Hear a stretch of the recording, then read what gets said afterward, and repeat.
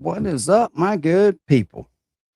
So, as everybody knows, JD Vance is in Pakistan doing the round of negotiations. Let me read to you what Trump just posted on Truth Social. I find this kind of interesting. I didn't even know this was occurring right now. To the Iran leaders who will soon be in negotiations with my representatives, I'd greatly appreciate the release of these women. I am sure they will respect the fact that you did so. Please do them no harm. Would be a great start to our negotiations. Thank you for your attention to this matter. President Donald J. Trump. I didn't even know they were holding any women hostage over there. I thought they had done the hostage negotiations and stuff. But as of last night, we have boarded another ship, and I want to say it belongs to Iran. Yep, second Iran ship. We'll let Dave tell us about it, and then we got some other stuff I want to show y'all. You guys are doing great wherever you're watching from today. I'm filming this on April 21st, and we have big news as this morning the United States military has stormed in another Iranian-linked ship as the blockade remains in effect, and we are now hunting Iranian ships around the globe. This one being stopped in the Indo-Pacific and boarded by... I'm going to tell you why this is important, right? So Iran is a very prideful people. They are not going to give up easy, but they are playing to the sympathy of the world right now, hoping that the world can step in and stop Trump from his plans, but it's not going to work. And I'm going to tell you why I believe it's not going to work. For one, if Trump fails this mission, he will lose the primaries. If he wins this war, he wins the primaries. He has nothing to lose. He's not going to stop. He's not going to let, the pressure of everybody else tell him or dictate to him what we can and can't do here in America. Now, so Iran takes that moment to test to send another ship out. Well, let's see how it played out for him. U.S. commandos. Plus, we have more updates with negotiations and the ceasefire as the clock is ticking down to the war restarting. So I'm going to get into it. I'm going to give you my assessment. As always, guys, please make sure to like and subscribe. Totally free. Huge boost to the channel. Let me know your thoughts in the comments below. Should we keep taking Iranian ships? How will this end? Yeah. What comes next? Let me know all your thoughts in the comments below. Hit the notification bell. All notifications on. You won't miss a thing. And then Instagram, David_Hookstead, XD Hookstead. That's where you can find me on social media. My DMs are wide open. Reach out with whatever you got. And lastly, as many of you know, I am leaving the country for a little bit, so you will be seeing less of me for some period of time. Can't really get into why right now, but eventually I will be back. So understand if there's an absence, that is why. Now let's get into it. So right here, the Department of War releasing a video this morning on the morning of April 21st saying overnight, U.S. forces conducted a right of visit maritime interdiction and boarding of the stateless sanctioned MT Tiffany without, and we're going to get into the origins of this ship and what it is tied to. Just stick with me here. In the Indo-PACOM area of responsibility. So that is the Indo-Pacific, the Asia area, China area. Remember, these ships often take stuff to China. We just had a report last night that the first ship we boarded and seized likely was carrying secret cargo from China into Iran. As we have made clear, we will pursue global maritime enforcement efforts to disrupt illicit networks and interdict sanctioned vessels, providing material support to Iran anywhere they operate. International waters are not a refuge for sanctioned vessels. The Department of War will continue to deny illicit actors and their vessels freedom of maneuver in the maritime domain. So this right here is footage released by the U.S. military. You can see the commandos are loading up the helicopters. Helicopters are taking off. And here they are, boarding the vessel. Right there. That is the Tiffany. So if we go right here, I'll pause it. You can see the guys on your screen roping down from the helicopters. Oh, yeah, they are. Onto the deck of this massive oil tanker, this Iranian tanker.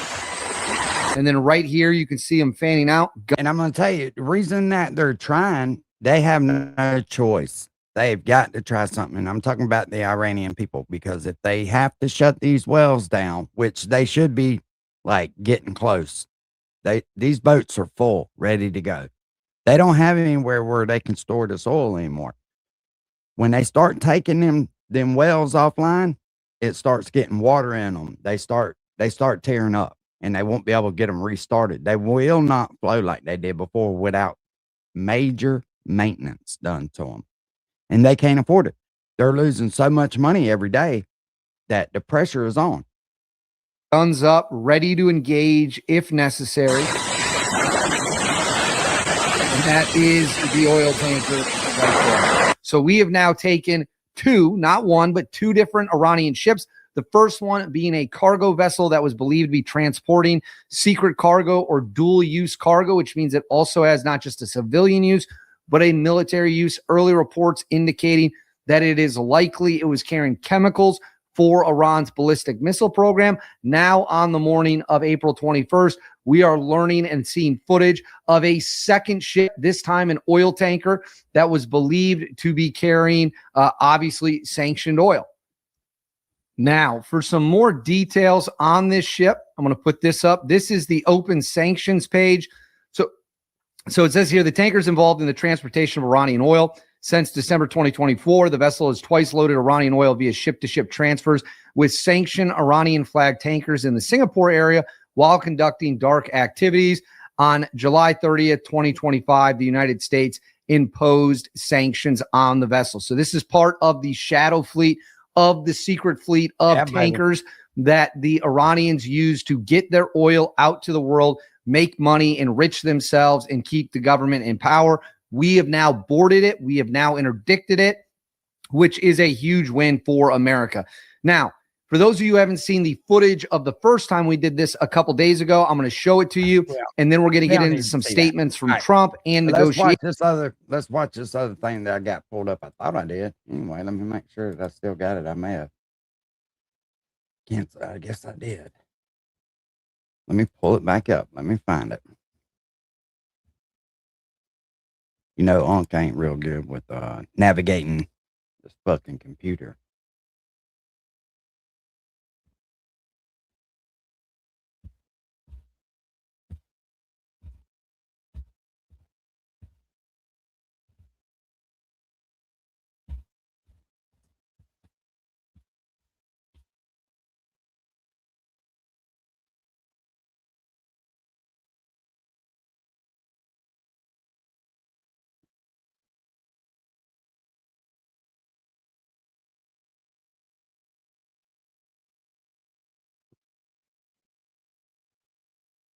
Let me go to the news channel here and then see if I can find this fucking.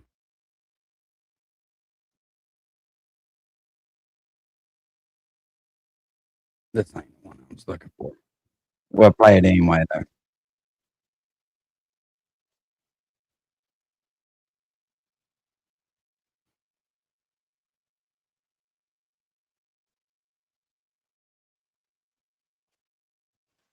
The blockade has been a tremendous success. They said 2 days ago, we will open the strait. I said, no, we're not going to open the strait until we have a final deal. No, we want to open the strait. They said, we're not opening. We totally control the strait. That's President Trump in an interview just a short time ago addressing the U.S. blockade of Iranian ports. CENTCOM turning back at least 27 ships since it first began, and now releasing more footage showing American forces enforcing their mission.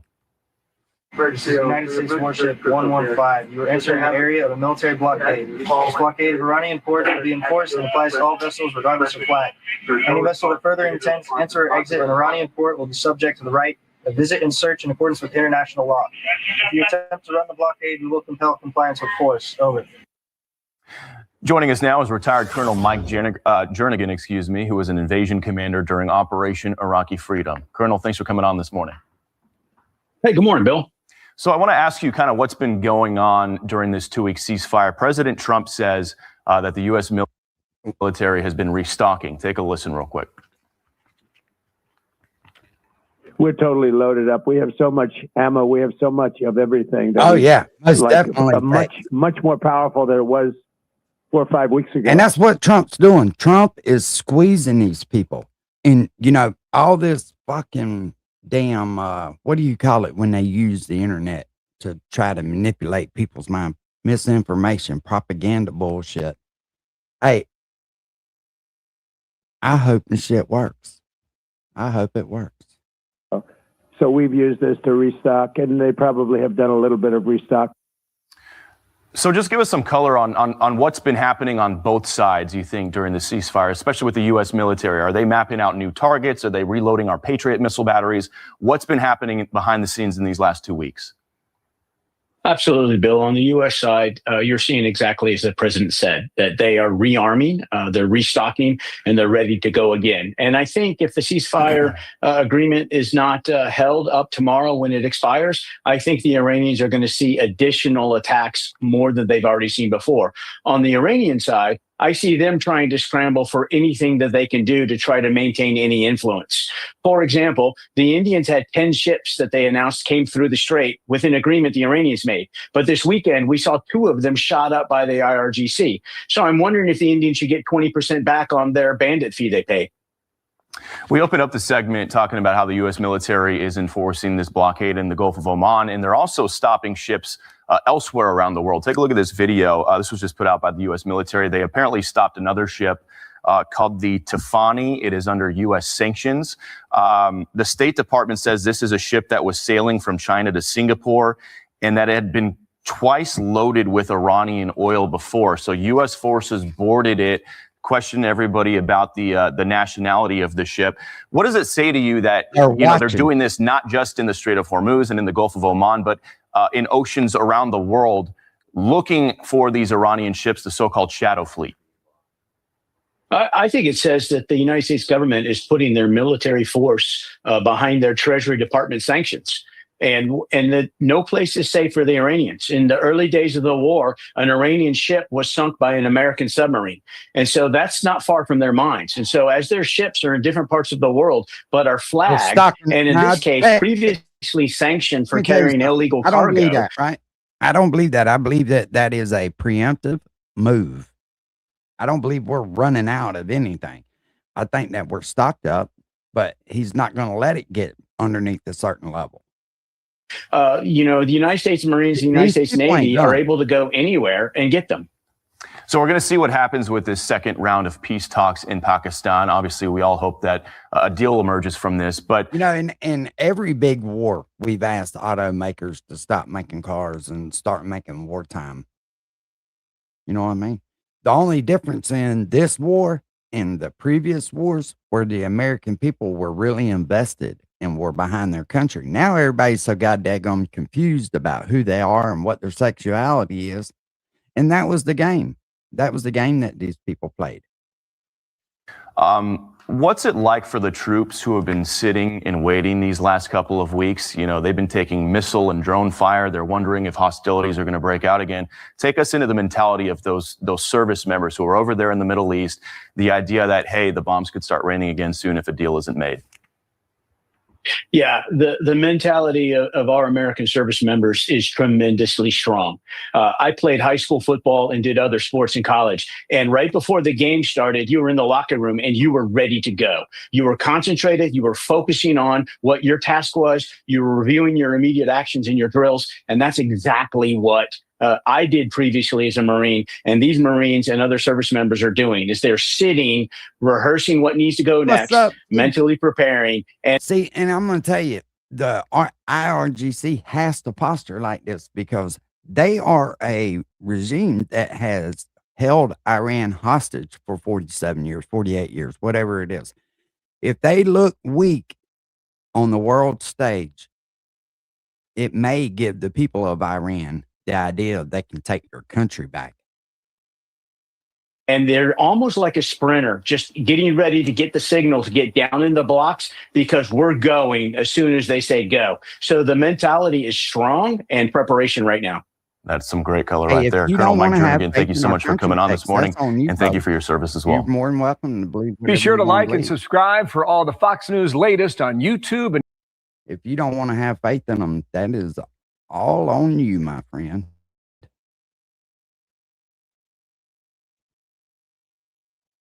We've often asked automakers to make a Trump military announcing supplies. moments ago, a naval blockade of the Strait of Hormuz is beginning.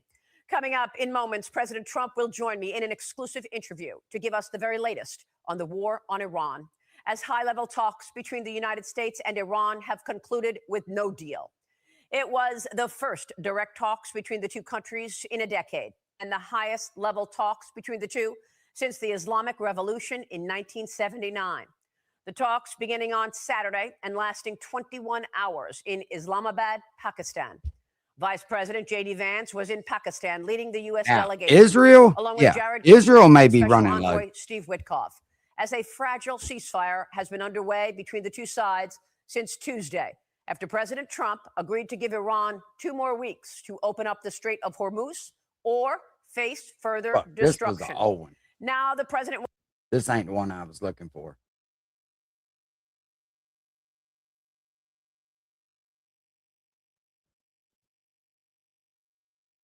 Long that will last.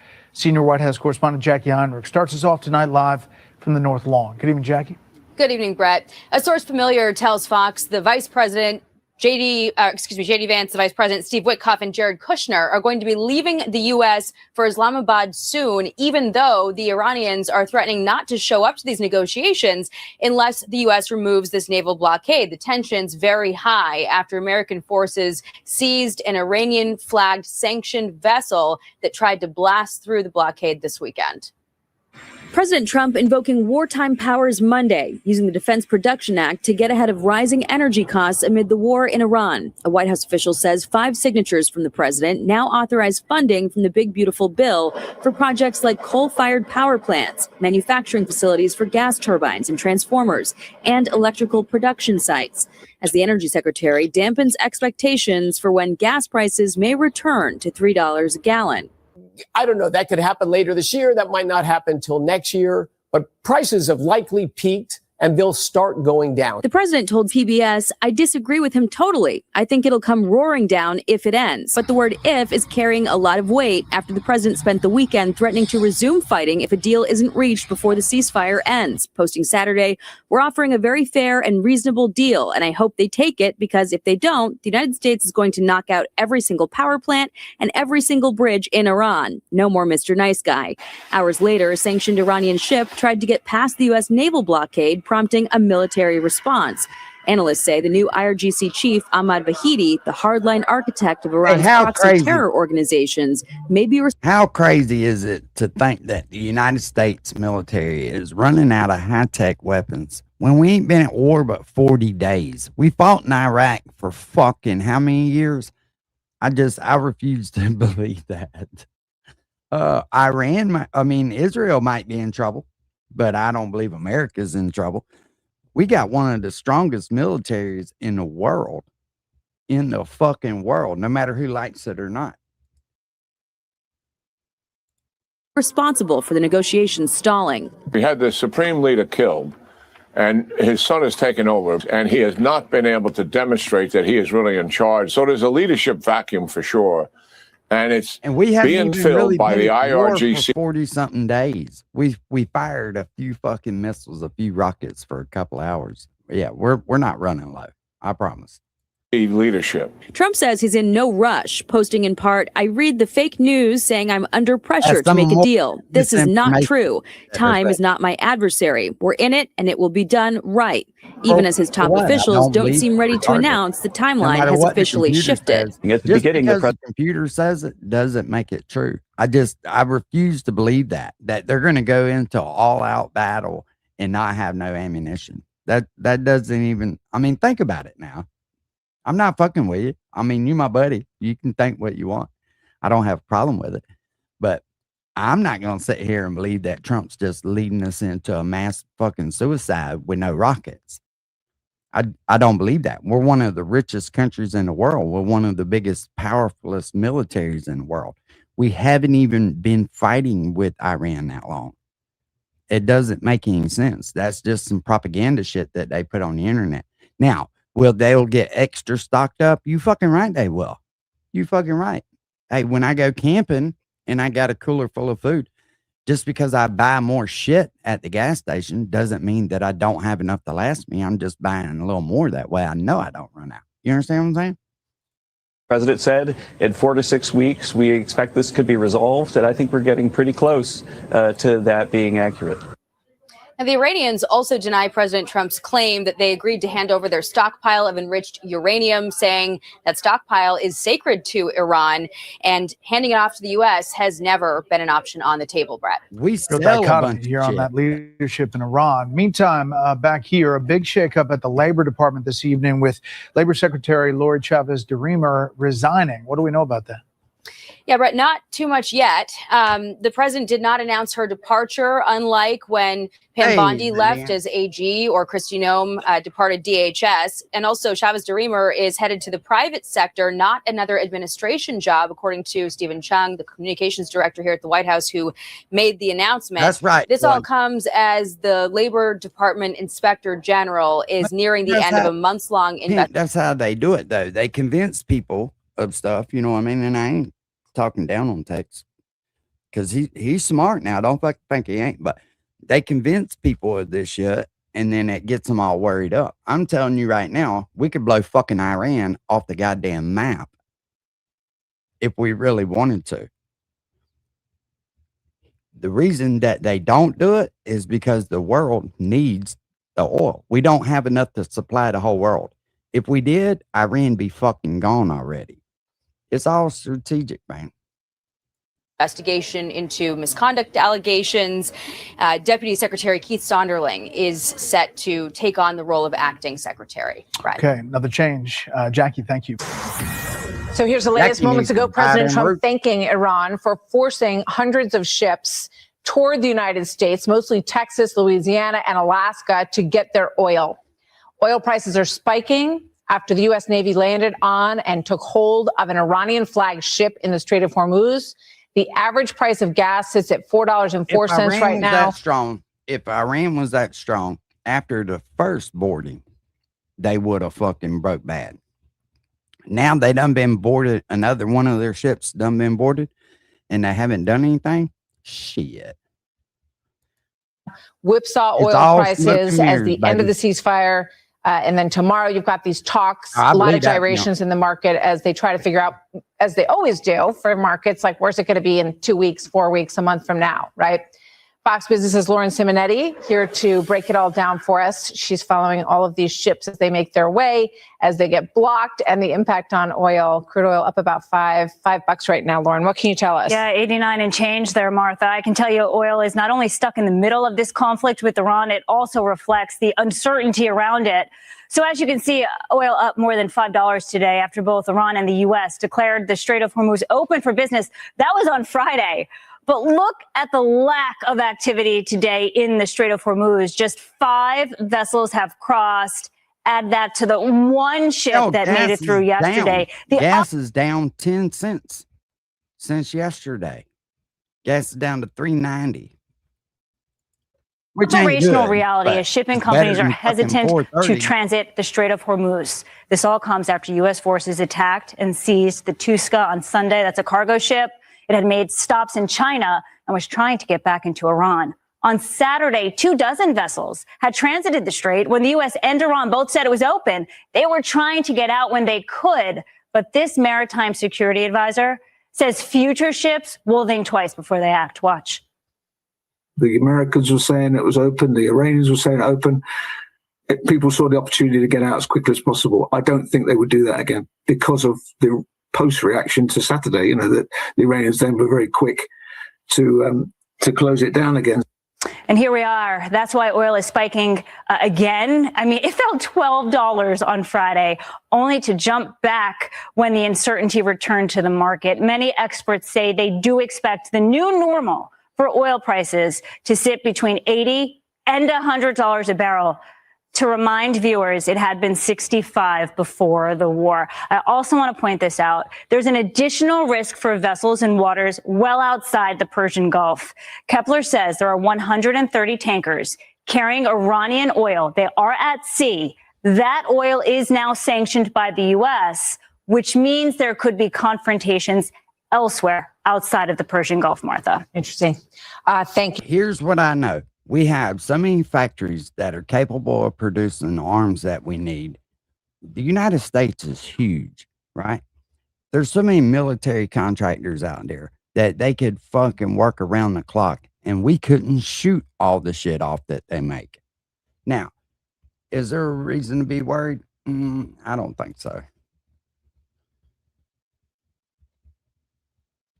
I think it's a lot of talking heads that try to convince everybody. But we'll watch one of them. Yes, here we go. We'll see what they got to say. I think it's a scare tactic to try to scare the American people. Many experts have speculated that U.S. assistance could greatly impact our own munitions stockpiles. But White House and defense officials say that's not the case. John Ferrari is a non-resident senior fellow at the American Enterprise Institute. He's also a former director of program analysis and evaluation for the Army. John, welcome to the program. Thank you for having me. So do you believe that's true, that U.S. munitions stockpiles will be negatively impacted? Yes, that's absolutely true. We know with Javelins and Stingers, right, we put in a third of the global stockpile just into Ukraine. And so we know it'll take about 3 years. And this isn't the first time this has happened. It happened in 2014 in the war in Syria, where the Air Force blew through its global stockpile fighting ISIS. So this is now a recurring item when there's a regional war. So you say that the most important step the Pentagon can take is to set realistic stockpile requirements. Why are they not realistic, and what do they need to be? So they're not realistic because in many ways the stockpile requirements are set by what the Pentagon thinks it can afford. So a few years back, it went to a one-war scenario because that was what we thought we could afford budget-wise. And so what happens then is you draw down the stockpiles and you can't fight another war, and adversaries can take advantage of you.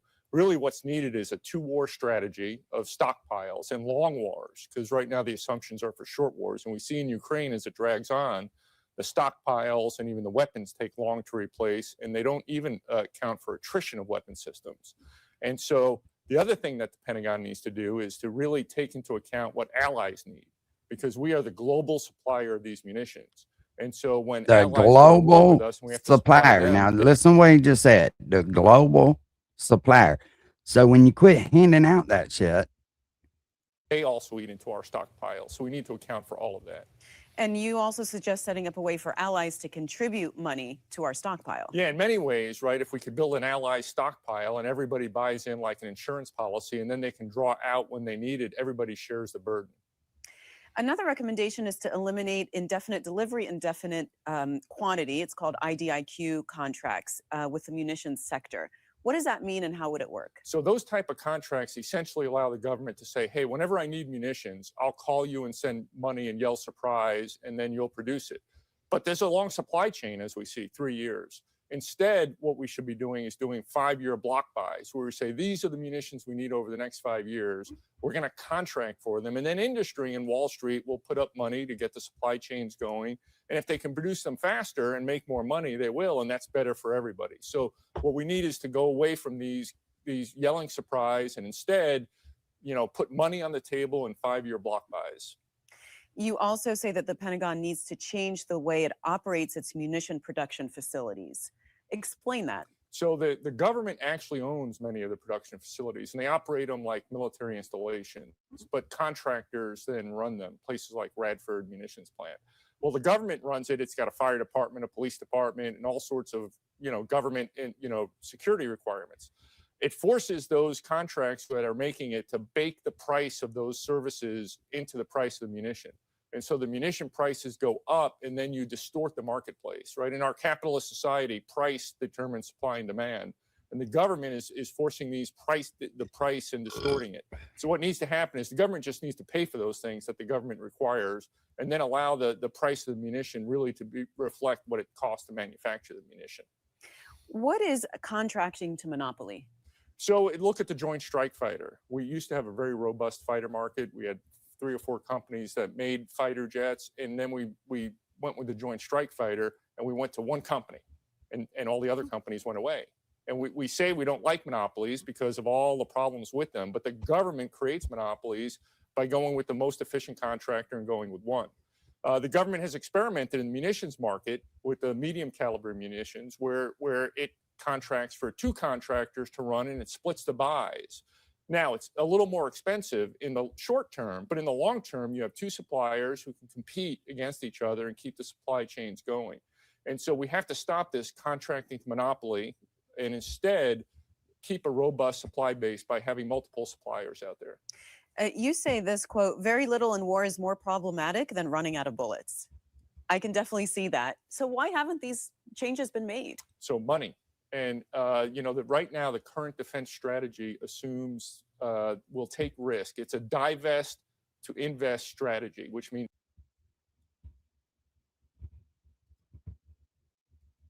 from Vox, I am Andy Mack. Thank you so much for joining us. We're just hearing the latest with this dueling blockade as the U.S. blockade saying they struck a Iranian vessel trying to get through that blockade in the Straits of Hormuz. And we're following it very closely. This just a few days out in the for joining us. We're just hearing the latest with this dueling blockade as the U.S. blockade saying they struck a Iranian vessel trying to get through that blockade in the Straits of Hormuz. And we're following it very closely. This just a few days out from the end of this ceasefire. President Trump saying a delegation led by Vice President J.D. Vance is heading back to Pakistan for a second such talk. Iran, though, countering it, saying they're not going to be involved in this talk. So we'll see what happens in 24 hours time. Again, that will be really on the eve of another brink of this ceasefire, and President Trump warning that there might be more power plants striking bridges in Iran. Let's be joined right now here on Live Now from Fox, Marcus Weisgerber from the Wall Street Journal. Thank you so much for joining us here on Live Now from Fox. And we know the looming deadline for the ceasefire comes to an end. President Trump said they have a concept of a deal. Iran says they won't be at the table, but we'll see what happens in 24 hours. What factors, what negotiations will look like tomorrow?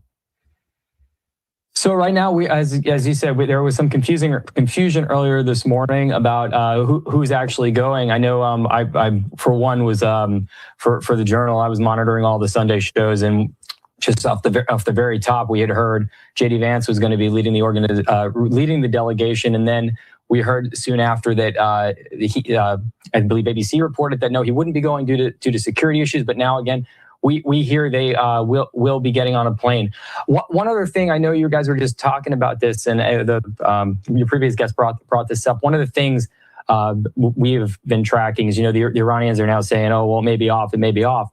They tend to do this before we have before the negotiations begin. And then the other thing, obviously throwing a huge wrench maybe in things, is this shots fired at a ship that the president just announced just a little bit ago. Yeah, that's so very true. And I'm going to put up that post from President Trump on Truth Social talking about how this vessel approached the U.S. Navy blockade and they stopped them right in their tracks, blowing a hole in the engine room. You know what this tells me? A major escalation. You know what this tells me? That Trump's getting prepared to take it to their fucking ass. That's what it tells me. That the ceasefire might be off because we see both sides saying that they violated and there's really no traffic moving through the Strait of Hormuz. Could this be a signal for escalation? Dude, Andy, maybe, but we know that they want these negotiations to happen. One thing I'll point out is with these boardings, these have been going on actually for a while, since Venezuela, since the around the time of the raid that captured Nicolas Maduro, and we've seen U.S. officials, we've seen the head of U.S. Central Command, Admiral Cooper, talk about that the U.S. will board ships and go, or General Kane, should say, the head of the Joint Chiefs of Staff, talk about how the U.S. military will continue to do these ship boardings. A Ford-built Steven Feinberg country that has a bigger, more capable military, like China, like Russia. You're going to run out of weapons pretty quickly. So what we've seen is from the Trump administration, particularly Deputy Defense Secretary Steven Feinberg, they've been looking for every which way to try to increase manufacturing of weapons. And they've started with going to the companies, those core companies that make them, and look for ways for them to increase their production. And then they've also now been going to look for other things to do, like use other manufacturers in America, and who builds a lot of things in America, the automakers. So these talks are early on. They're kind of just, learning about what they could possibly do. But as you mentioned, there's precedent for this. This was done during World War II. Ford built bombers, GM built bombers. I have a stat that I want to grab. 48 million rounds of ammunition were made by Oldsmobile, which is a defunct GM brand now. So we'll see how this progresses, but it's definitely a unique and something interesting that's development. Yeah, history has shown that they are very capable of doing this. I have a question, and it's a two-pronged one, just about the timing of this, because you mentioned before potentially the conflict in Iran, what's going on in Ukraine. They had asked companies prior to this, and the other question is, how quickly could they ramp up if the United States does pull the trigger, saying, hey, we need munitions instead of auto parts? How quickly can they come to be? Look at that shit. Well, did y'all see that shit? The fuck? I thought my hair was fucked up. That shit is literally standing off the back of his head. That must be how fast the old man moves. Look like he just got off a Harley. Munitions instead of auto parts. How quickly can they come to be?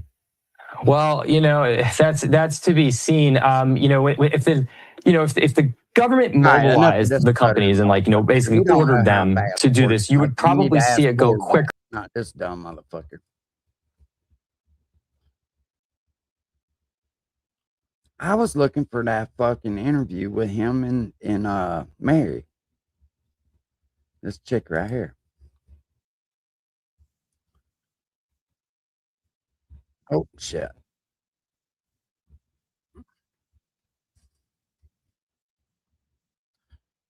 Yeah, I wouldn't be surprised about that was 9 days ago.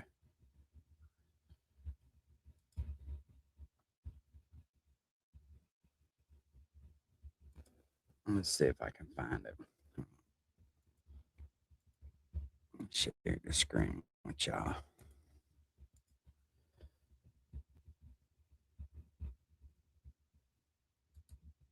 We watched that one already. We watched that one already.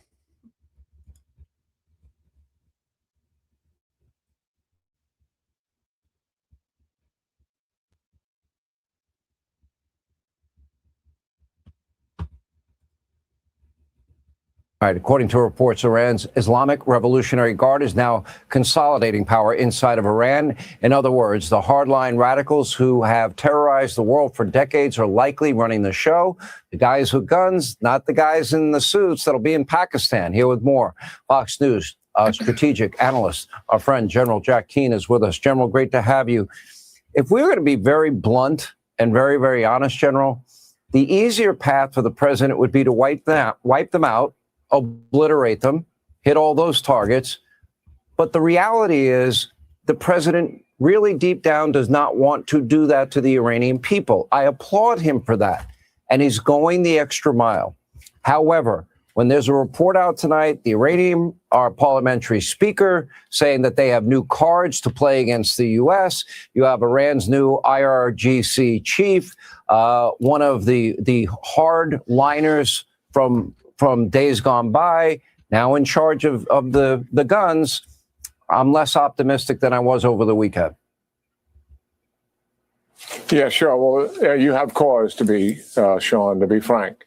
I think what we're witnessing right before our eyes is a power struggle inside of Iran. And yes, Ghalibaf, while he was a general in the IRGC, and that's at one point, see, that's the part that right people don't with, see, right? All the infighting. There's clips of them coming out, and I would show them to you, but I don't want to get in trouble. There's clips of them fucking sneaking up on one another and blasting the shit. He knows what he's doing. He's got them fighting on the inside. The more he can do that, now the head general in the IRGC. Ghalibaf does represent the political side of it because he's the head speaker in the parliament. And I think they are really at odds. We have talked to Ghalibaf in the past, and so we know for a fact that he is willing to make some compromises on the deal. In other words, some concessions to the United States. It's likely, we don't know for a fact, but Vahidi disagrees with all of that. and this power struggle is going on, and what will be the resolution of it? There's a couple of paths here. One, I'd love take President Trump serious, that if you don't come to the negotiating table and the ceasefire ends, by the way, it's Wednesday, not Tuesday it ends, and if it ends on Wednesday and he promises to go back to full combat operations. But so our audience understands, we have twice the capability on the U.S. side in the theater now than when we had when we started the war. We have never given up bringing in additional assets to assist with the execution of our wartime objectives. The Israelis, who had some ammunition shortages, have full magazine depth now. So if we go back to combat operations, they are going to be absolutely full throttle and considerably more dramatic than anything the Iranians have experienced, to include all the targets the president is talking about and then some. But Vahidi, listen, hardliners here. Vahidi has a couple of choices here. One, okay, work it out with Galibov and let's not test the president. Let's go to the negotiations, but put some strict controls on Galibov in those negotiations. Or, and they're capable of this, Sean, test the president and accept going back to combat operations, because in the end, where they are, they believe that the president will not go completely to the end of it. The pressure on him politically and economically will force him to end it prematurely, and they'll still be standing, and they'll have leverage as a result of it. And no negotiations taking place at all is what he is possibly thinking. And I'm trying to put my head inside a bona fide hardliner who was the guy that was in charge of the Quds Force, and guess who he gave that job over to? Qasem Soleimani. So this is the ilk of what we're dealing with here. I just want our viewers to understand some of the thought processes that may be going on here, and even the extreme that I'm mentioning, and why wouldn't they accept what's plausible and also reasonable? Well, because this is the Iranians, and we got long time history with how unreasonable they actually are, and they don't care about their people. They care about what? Personal survival, the regime surviving. That is it. And they don't care about what's best for their people. And if we're going to pound Iran, and we would, to seriously force an economic collapse, that's what would be on the horizon. It would be less about their weapons and more about their future, for sure, here in terms of their viability economically. In Vahidi's mind, if he survives that, he wins. Now, that is diabolical thinking for sure, but that is part of the rationale. We have been dealing with these people for a long time, Sean. After 14 bunker buster bombs, that war ended in 12 days. That was phase one, Midnight Hammer. I'm trying to understand, after all that President Trump has done here and all the damage he's inflicted upon them, how they could... Rumor has it that an emergency meeting was held at the White House Saturday night. In that meeting, Trump attempted to gain the nuclear codes to bomb Iran. But General Dan Kane stood up and said no, invoking his privilege as the head of the military, and would not allow Trump to do it. Word is it was an explosive meeting. I don't know how true that is. But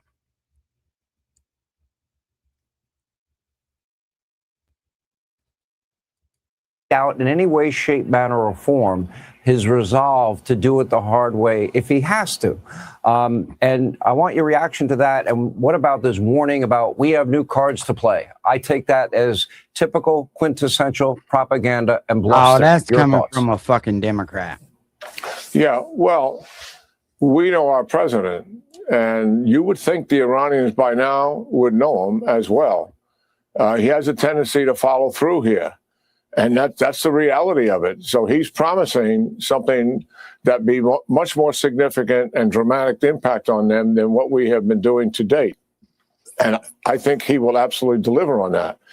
He's also making a point, and certainly we understand this, that in our negotiations, while he's willing to talk, he's not going to put up with a bad deal. Yeah, somebody. That is a fact. I'm looking because to he his understands post. Yeah, I don't and believe knows that what a either, bad deal looks like. He walked away from one, as we all know, in 2018, 3 years into Obama's bad deal.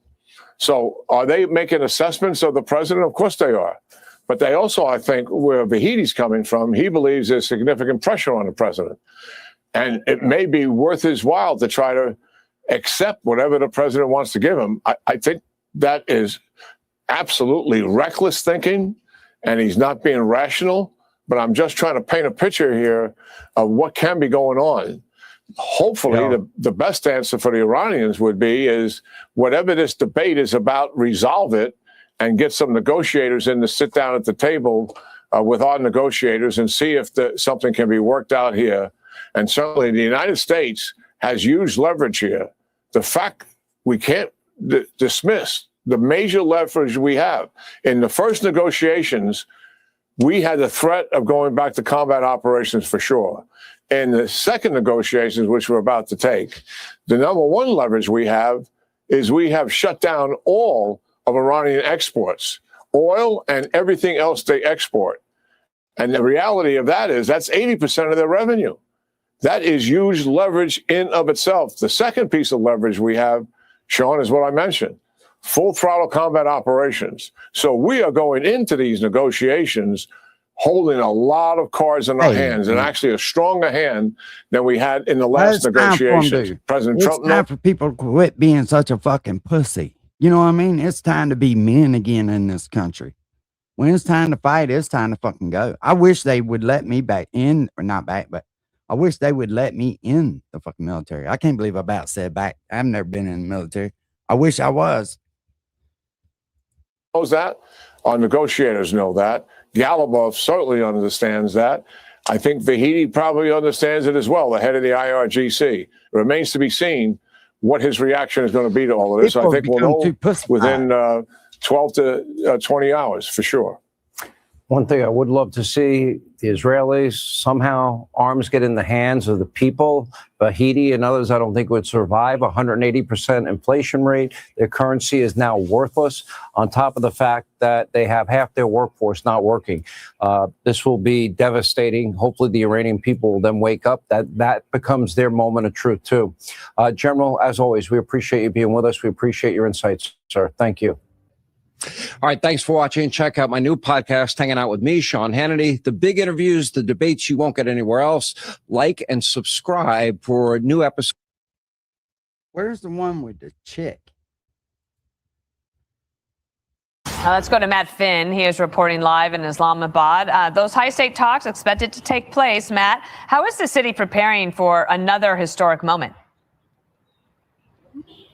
Dana, the security is very present here on the ground. Earlier today, I saw police blockade where armed officers were screening every car that was passing through. There's a red zone that's been created to form a perimeter around the area where the high-stakes talks are expected. We've also been told some hotels have been cleared to make room for VIPs. And one of the Pakistani papers here, The Dawn, has an article today that says Islamabad has increased its security compared to when Vice President Vance visited the first time, because Pakistan is really hoping that President Trump might come to this country, which the president has said he might.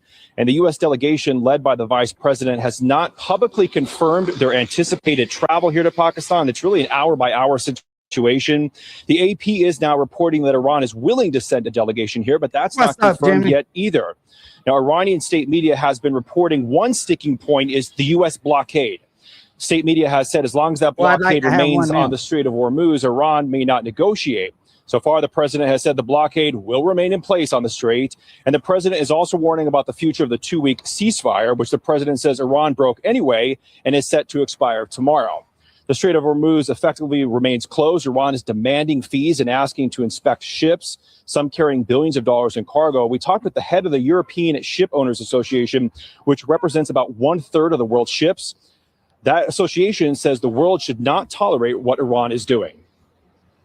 It is unacceptable that seafarers, that the lives of seafarers and the safety of the seafarers are put at risk.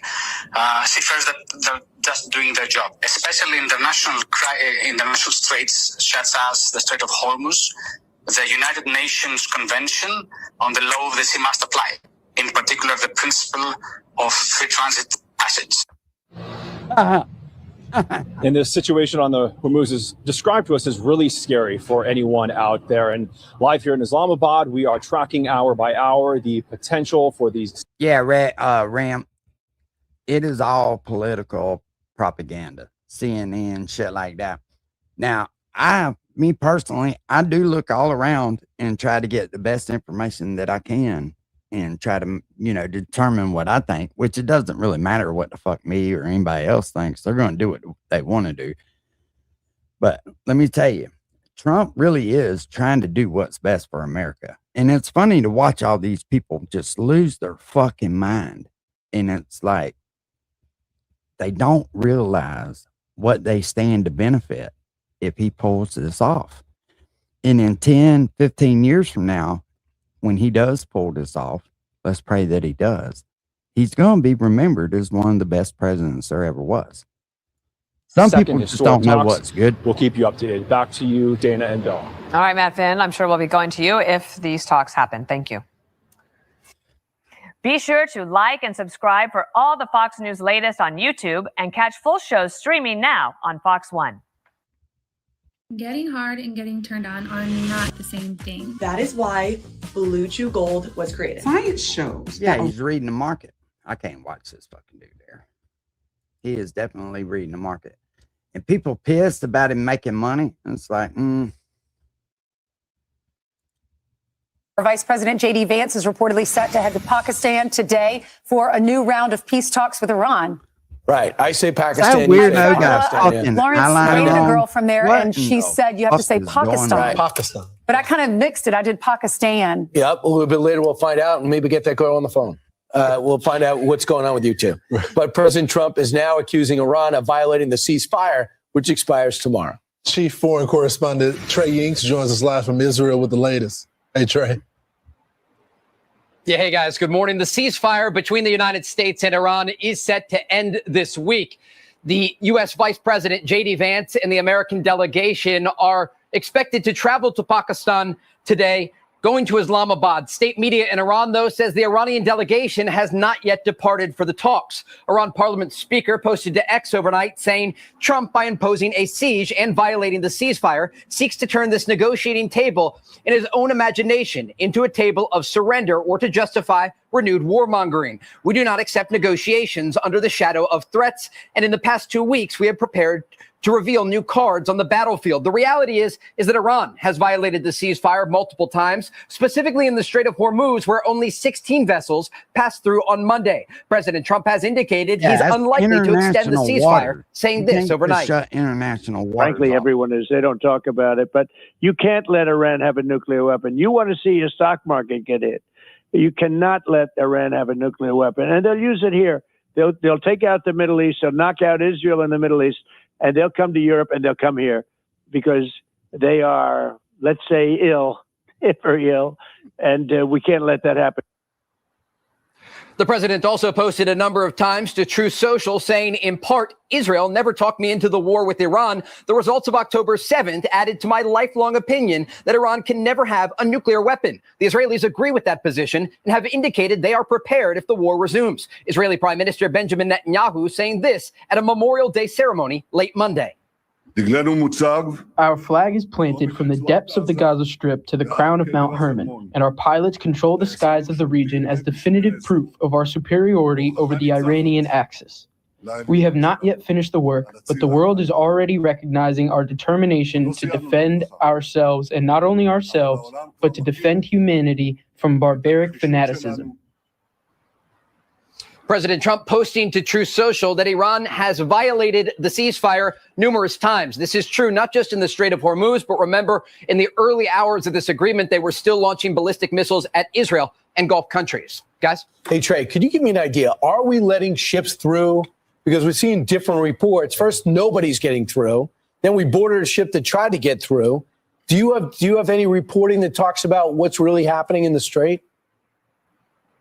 Yeah, the United States is allowing any vessels who are passing through this area to make their way to their final destination as long as they're not coming from Iranian ports. There were some reports overnight indicating that 26 vessels from Iran's Shadow Fleet were able to make it past the U.S. blockade. There is no evidence of that. And despite what one Democratic senator talked about, there is a concerted effort by the United States to ensure that any vessels that are coming from Iranian ports are turned around or seized, as we saw with that one cargo ship over the weekend. So, Trey, that was just Iranian propaganda, right? Yes, absolutely. And the Shadow Fleet that the senator is talking about is used to directly fund Iranian proxies across the Middle East, including Hamas, the Houthis, and Hezbollah, who are directly responsible for killing U.S. citizens. And so the Shadow Fleet is a very serious problem. It is not getting past the U.S. blockade, according to all reports and information that we have from the region. But it is a very serious issue that the U.S. Navy says they will crack down on, not just in the Persian Gulf, but also around the world, including in the Indo-Pacific. All right. Thanks so much. That's what I'm talking about. Rooting against the country. Who is it?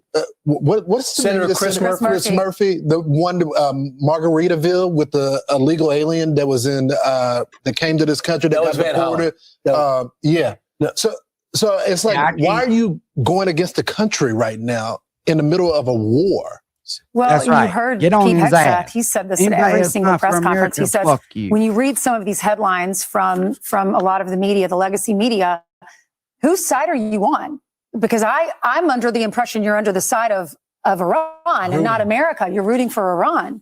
So Senator Chris Murphy is. Everything he says is so against this president. It's really against the country. Every time Senator Schumer talks on the floor, talks about things that he thinks are going wrong with the war. He preferred the JCPOA, which he didn't vote for, and we have that soundbite. But Chris Murphy is probably the worst. Sees himself as a presidential candidate, but now cheering for Iranian propaganda, hoping it's true. And here it is. The original post: at least 26 Iranian Shadow Fleet vessels bypass U.S. blockade. Senator Chris Murphy retweets. Awesome. Wow. So that's the senator from Connecticut.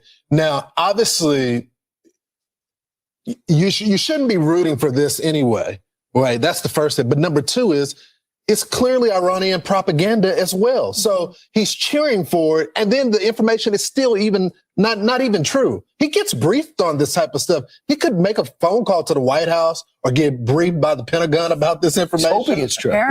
Apparently, China's president did make a call with the Saudi crown prince. And this is what he said to him: the Strait of Hormuz should remain open to normal passage, as this serves the common interests of regional countries and the international community. No joke. Hey, President Xi, snap out of it. It is Iran who you finance, support, and arm up and buy their oil, 90% of it, that has shut down the strait. Why are you calling Saudi Arabia saying open up the strait? Also, they're the ones who got to redirect all the oil around the strait. Also, why would the Saudis reopen it after Iran has been attacking them? Right, but they can't. But they're not in control of that. Why would they even try to help with this negotiation when China has been silent on Iran attacking the Gulf states when they didn't even do offensive measures? The Gulf states should turn the screws on Iran and say, if you want to do business with us, stop on China. Stop doing business with Iran.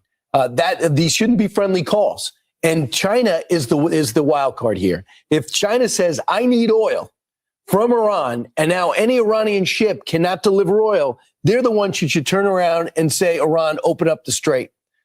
That's the theory. And even though they have some oil in reserve, this is straining their economy. Yeah, don't forget, this is just Iranian ports. This is not allowing their ships to allow them to transport oil to other countries. We're not allowing any of their ships or their vessels to go through the Strait of Hormuz if they came from one of their ports. It's open to everybody else. Yep. Robert Levinson's son joined me earlier. Now, Robert Levinson, if you don't remember, is a CIA agent that was picked up on Kish Island 20 years ago. And they've been trying to find out what happened to him. And they've been going multiple times to Iran. And these people are evil personified. They take hostages. They torture the hostages. They ask for ransom back. People. Hey, just so everybody knows, you think your gas prices are high right now? The current gas price in China is $9.56 a liter. If this report that I'm reading can be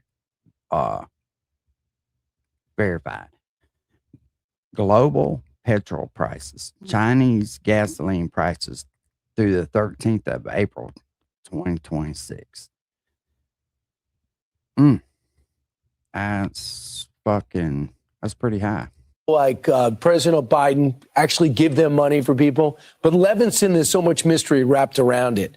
So I asked him how he feels about this. And he also said what makes it doubly hard is Iran's ambassador to Pakistan is the one who kidnapped his father. And he's got a diplomatic position, prestigious in that world in Pakistan. And he's negotiating on this peace deal with us. Watch. There's only a few people in the world who know exactly what happened to my dad, who were involved in what happened to my dad. The FBI identified 5 of them. One of them was killed in the initial airstrikes at the start of this conflict. And another one is hiding in plain sight. He's right out there. He was at these talks helping coordinate things. And it's a slap in the face to our family, slap in the face to the United States of America. Because I don't know what the heck he's doing over there. And that Pakistanis allowed this. It hurts their credibility as an independent intermediary between the two countries because they're allowing this man to take part in all of this. Right. And sadly, when the last administration, the Trump people looked into it, and they looks like Robert O'Brien was actually the one. It looks like they have evidence that he did not survive. Robert Levinson. That is so tough. Where is the justice in that situation? And same with your last interview when you were interviewing Hirsch's parents, his mom. It's torture. Bless her heart. Torture. It's the same time the European leaders go, we got to get these Palestinians a state. They did such a great job in Gaza, taking the money from you idiots, and they made tunnels, terror tunnels, where they've stored armaments under schools and hospitals. So Europe says, I really feel for those terrorists who do things like that, kidnap people from a concert. Gosh, well, there is a scripture in the Bible, justice is mine, saith the Lord. And right after that, it says, and I will repay. Justice will be done at some point, face to face with your maker one day. All right, be sure to like and subscribe for all the Fox News latest on YouTube and catch full shows streaming now on Fox One. Nursing school isn't an easy decision.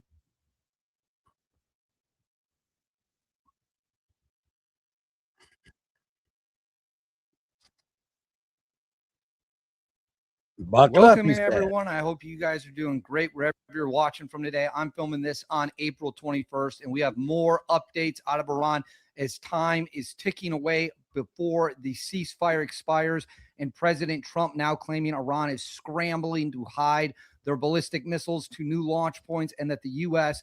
is prepared at this moment to resume its bombing campaigns. Targets already certainly have been picked. If they're scrambling back on and if they're scrambling to hide their rockets, that means they're not going to negotiate. Everything they're doing today is a stall tactic. Point to that being a very real possibility. Before we get into it, as always, please make sure to like and subscribe. Totally free. Cost you guys nothing. Huge boost to the channel. Let me know what you think in the comments below. Do you think the war will restart? What comes next? Hit me with all your predictions in the comments below. Hit the notification bell. All notifications turned on. You won't miss a thing. And then Instagram, David_Hookstead, XD Hookstead. That's where you can find me on social media. My DMs are wide open. Reach out with any tips you have. And I am also letting everyone know I am heading overseas. Again, can't really get into why right now. So you will see less of me. I will try to bring you updates when it is possible. Now, let's get into it. So I'm going to put this up on the screen right here. President Trump, for those of you who are only listening audio, Trump is saying that Iran is trying to move their missiles. Now, why is Iran moving their missiles? Why is Iran scrambling to hide their missiles? The answer to that is actually very simple and straightforward.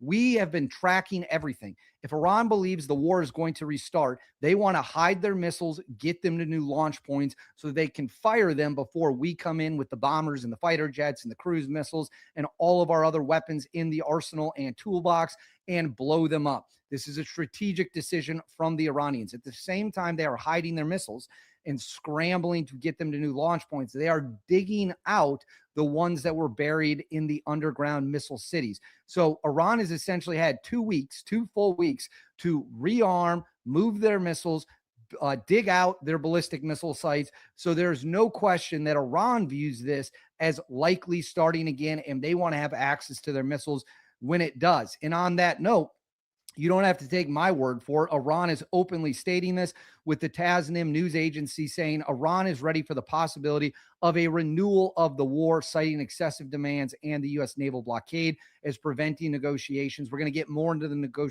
negotiations later in the video. Make sure you stick around for that. So Iran is outright stating, state media in Iran, run by the IRGC, run by the government, is outright stating we are preparing for the war to resume. They're not the only ones. President Trump today talking to CNBC, he pretty much straight up said, we expect the bombing to resume. Let's listen to what he had to say here. You're saying that you need at least the prospects for a signed deal today and tomorrow, or else you would resume bombing Iran. Well, I expect to be bombing because I think that's a better attitude to go in with, but we're ready to go. So right there, President Donald Trump saying it is his expectation that the bombing will resume. Now, could this be a negotiation tactic? Could this be strategic talking? It's Donald Trump. He says things all the time. He likes to keep his real plans close to the chest. We all remember power plants and Bridges Day. That never happened. Then a ceasefire was reached. Now he is saying the expectation on his end is that the bombing will resume. In U.S. Chairman of the Joint Chiefs, General Dan Kane. Watch baseball all season long. Catch the action live. We're going to watch rockets fly. Saying we are ready to resume major combat operations against Iran in a moment's notice. So Dan Kane announcing they are ready to rock and roll against Iran at a moment's notice once President Trump gives the order. Again, more and more data points that we can look to that show that this situation is getting ready to possibly refire itself up. On that note, the Iranian MP Ahmed Nadiri said the naval blockade is the last malice of the Americans. The blockade will fail and we will take revenge for what they did to the Iranian ship yesterday. Collection of tolls in the Strait of Hormuz will be in rials and the tolls will be fixed. The U.S. and other countries that support it will have to pay reparations. So again, Iran is refusing to back down on the Strait of Hormuz. Iran continues to maintain they are going to control the Strait of Hormuz. They are going to charge tolls. If you want to leave the Strait of Hormuz, you're going to have to pay them millions of dollars. If you pay them millions of dollars, the United States Navy will then stop you at the entrance/exit of the Strait of Hormuz. So we've got guns pointed in all directions. And keep in mind, the United States has now stormed 2 different Iranian ships, including blowing out the engine room on one of them with multiple shots from the 5-inch gun. And then right here, let me get this teed up on the screen for you. So what you see on your screen here comes from the Federal Minister of Information and Broadcasting out of Pakistan, Atullah Tahar. This is the situation as it stands as of this morning. As of, I should say, April 21st, depending on whatever time you're watching this. Formal response from the Iranian side about confirmation of delegation to attend Islamabad. Peace talks is still awaited. So the Pakistanis say they still do not know if the Iranians are going to show up. Pakistan, as the mediator, is in constant touch with Iranians and pursuing the path to diplomacy and dialogue. Ceasefire ends at 4:50 a.m. PST, April 22nd. Decision from Iran to attend the talks before the end of 2 weeks ceasefire is critical. Pakistan has made sincere efforts to convince the Iranian leadership to participate in the second round of talks, and these efforts continue. So we literally, at this moment, have no idea if the Iranians will even be showing up. That should go to show you how fluid of a situation this is. Now, Islamabad, Pakistan is under full lockdown, according to the Wall Street Journal, due to uncertainty over whether the Iranian delegation will arrive. So obviously the stakes are very high. You have the U.S. side going. You've got Vice President Vance, Witkoff, Kushner. They have locked the city down. Security concerns are through the roof at this moment, certainly with the vice president over there. And we have no idea what games the Iranians might be playing. So these negotiations, quite frankly, are crazy right now. And then on that note, President Trump, these are some women that the Iranians are set to execute for protesting. President Trump saying to the Iranian leaders who will soon be in negotiations with my representatives, of course, we have no idea if that's true or not, I would greatly appreciate the release of these women. I'm sure that they will respect the fact that you did so. Please do them no harm. Would be a great start to our negotiations. Thank you for your attention in this matter. So President Trump asking the Iranians to not execute these women. However, they previously said they weren't going to execute people during negotiations, and then they went ahead and did it anyways. They murdered thousands on the streets, executed at least hundreds more, if not thousands more. This is a brutal, oppressive regime, and President Trump is telling them to not execute these women. Now, some interesting news here. Remember, I made a video about this yesterday. One of the ships, the first ship the U.S. seized, had secret cargo on it. We don't know exactly what the secret cargo is. Why would they even It is try to believed get it be out pieces and like parts that? for the ballistic missile program in Iran coming from China. So China is helping the Iranians, even though they claim they weren't. We took the ship and found proof of that. It says U.S. President Donald Trump voiced surprise that a vessel, likely the MV Tuska, that visited the Chinese port of Zhuhai, attempted to run the U.S. blockade of the Strait of Hormuz. He's quoted as saying, "We caught a ship yesterday that had some things on it, which wasn't very nice. A gift from China, perhaps, I don't know, but I was a little surprised." So that is what he told CNBC, Trump making it clear that the secret ship, the cargo on the ship was a secret cargo from China. Not great, guys. Now, further, more updates. We have multiple Globemaster 3s, more supplies flooding into the Middle East. Refueling tankers are in the air. We have planes that, again, are going around the clock. And on that, we have satellite imagery that shows where the U.S. Gerald R. Ford is in the Eastern Mediterranean, along with its Arleigh Burke class destroyers, a replenishment ship, and an oiler. So we are moving more and more pieces in for if President Trump gives the order that the bombings are to commence again. Speaking of bombers, just today, a B-52 took off from England on a training flight. You can see right here the flight path of the B-52. So we had the B-52 that was in the air doing a simulated bombing run. And then lastly, 3 Hezbollah commanders, Ali Misbah Jabir, Bani Han, and then Bint Jabil, Axis commanders, and Ali Ahmad Melman from Majdad Selm. All 3 senior commanders were killed. So 3 senior Hezbollah commanders. Hezbollah, of course, is the Iranian-backed terrorist organization in southern Lebanon. They have taken out, we now have confirmation that 3 senior leaders have been killed. So as of me filming this update on April 21st, we now know the Iranians are scrambling to hide their missiles. We now know that the United States is continuing to flood resources into the region, and we have no idea if these negotiations are going to happen or not. I know I'm throwing a lot of information at you guys. As always, thank you very much for sticking with me. Please make sure to like and subscribe. Let me know the comments below. And again, I don't know how much you'll be seeing me. I have to go overseas. That's why I had to get the haircut. So I'll see you all when I get back, and you will get some updates here and there. Just don't know how many. As always, thanks for watching. I'll see you all next time. Oh, shit. They saying that this was going on overnight. I have no idea. What's up, Ready Randy?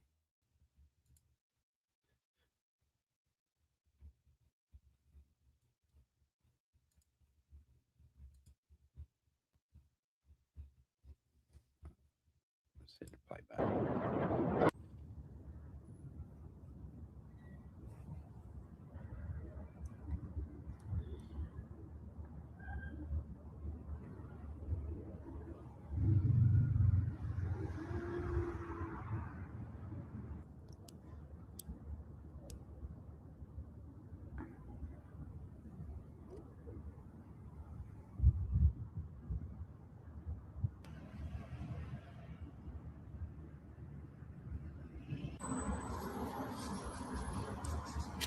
They're posting this as if this was last night. I don't know if that's true or not.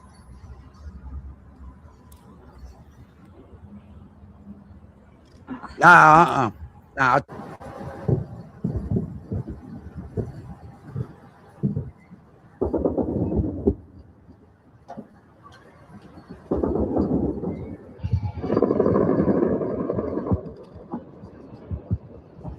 Let me pull it up.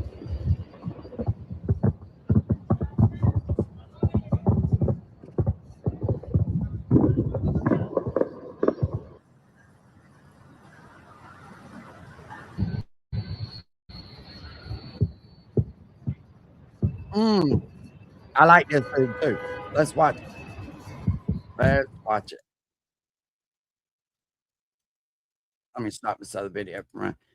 Now, this dude right here, for those of you who do not know, was done extremely dirty by the CIA for some of the missions that he wouldn't partake in. He wouldn't partake in. And he comes in. I They come out tried of the to ruin bathroom. this I fucking grab man. him. Our colleagues bust in from the next door room, and I Tell him the said, "Did you truth." really think I was so fucking stupid that I didn't know that you were a double agent this whole time?" He had been ordered to shoot me in the next meeting. I spent a lot of time thinking about Israel, but I thought maybe, is it possible that I'm over focusing on them? You're not over focusing. The Israelis really believe that they're alone in the world, even though they're not. They treat everybody else with disrespect. If any other country, if Chinese flags are planted outside of a lot of politicians' doors, if Russia, any one of those countries, you would say it's pretty easy to say that that is one, weird, and two, Yeah, it's weird. Concerning. Josh Shapiro, the governor of Pennsylvania, served in the military, the Israeli military, not the American military. Like, Boy, do we have an episode for you today. My mission is to talk with one-of-one characters walking this planet, and the guy that we are having a podcast interview with is John Kiriakou, the ex-CIA agent, the guy that blew the whistle on the torture program that the CIA was running. And guess what? He was the only one to go to jail from exposing that information as a whistleblower. This is a guy with extensive experience running in the CIA overseas in the Middle East. He speaks very bravely and boldly about Israel, their influence on us, and also how it is working. Yeah, I with appreciate Mossad that, from Ringo. personal experience. This guy has stories for days, and this is just a treat to listen to. So whether you're working in an office, doing chores at your house, kick back, Yeah, that relax, GPS on them, listen bro. to John Kiriakou tell his stories. By the way, we had a problem with the sun creeping onto his face about 20, 30 minutes into the episode.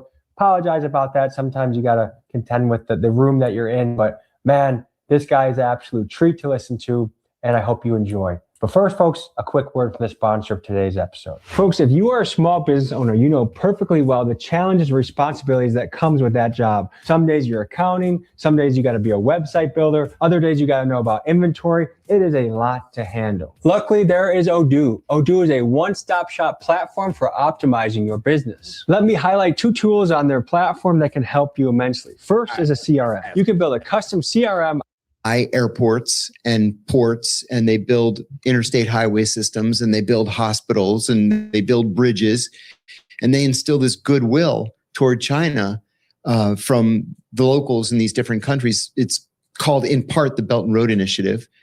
And, you know, we send battleships around the world and threaten people to do what we want or what some of our friends want.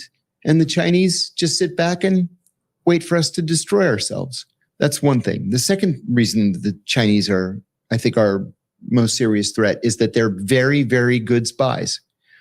Whether it's stealing intellectual property to make knockoffs of important brands, or it is stealing technology, which they do each and every day all across the United States.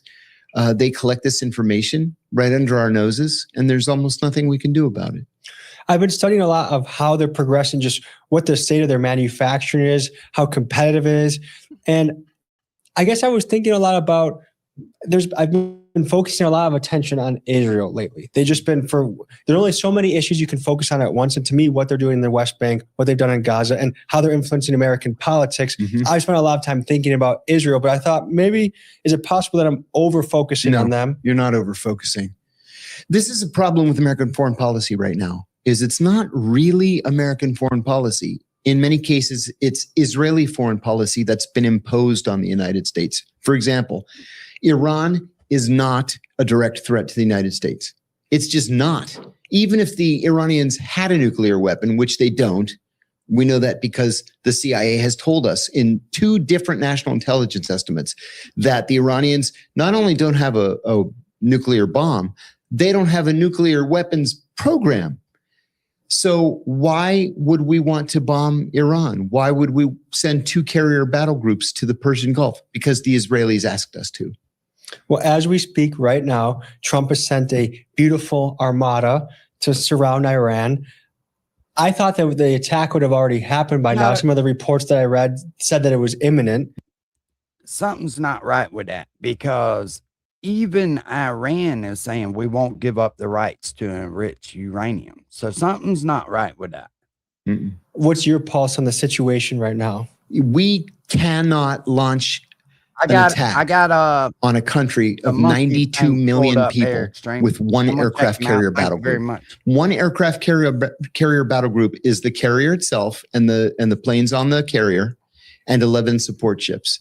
You can't overthrow a country of 92 million people with that.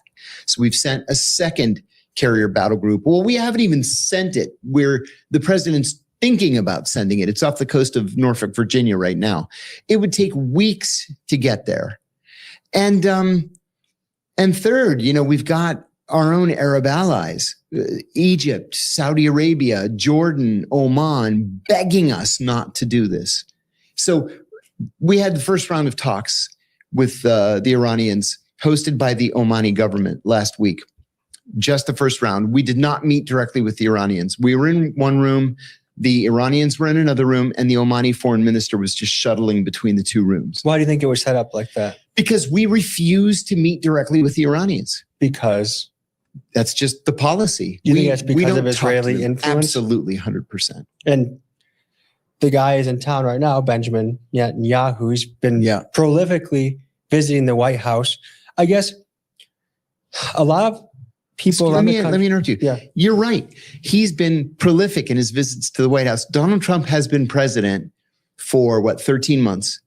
This is Netanyahu's 7th visit to Washington in the last 13 months. Which goes back to my point. Like, why Iran is no threat to us. It's a threat to Israel, maybe, but maybe it's because Israel's a threat to Iran. So why do we have to go talk to the Iranians and say no nuclear program, no missile program whatsoever, which is ludicrous. No country on earth would agree to something like that. And you're not allowed to support your friends and allies in the region. Yemen, Hezbollah, whomever else, Hamas, whomever. Why would we carry Israel's water like that? Why don't the Israelis do it? Well, Israel supported us a lot in the past. They had a lot of troops come fight for us in Afghanistan. Exactly. Right? Yeah. Because they're our greatest ally. Right. So what is it though? I mean, because it's almost like politicians are afraid to talk about it.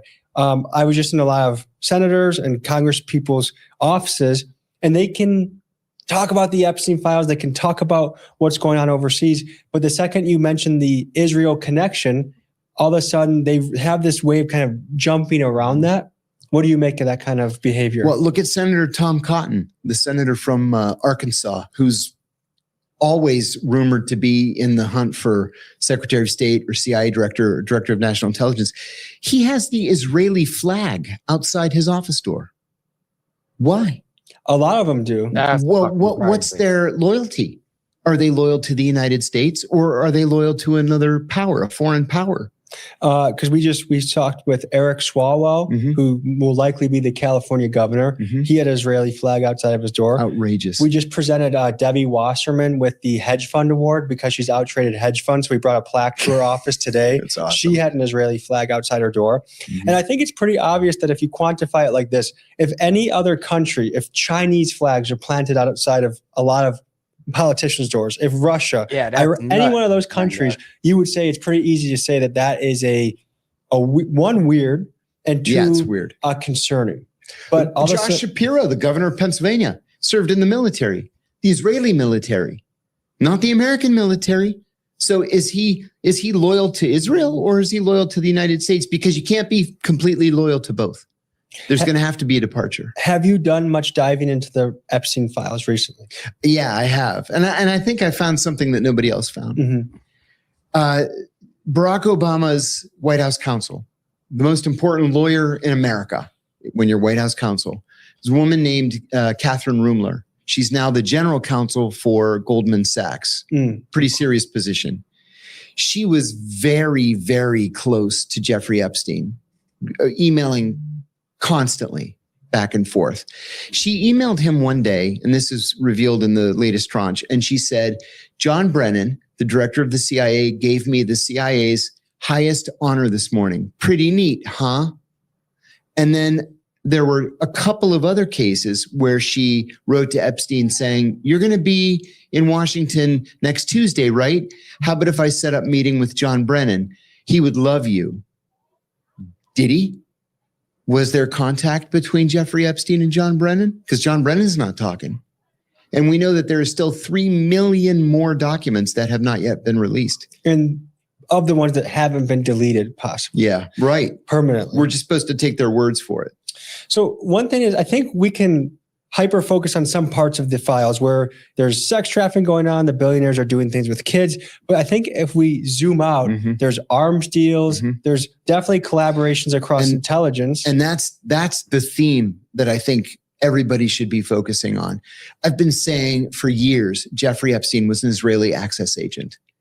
I'm 100% certain that I was right. Why not KGB, CIA, or a mixture? And that's what I'm getting to. With this next tranche, this second tranche of 3 million, it actually was like 2.7 million documents.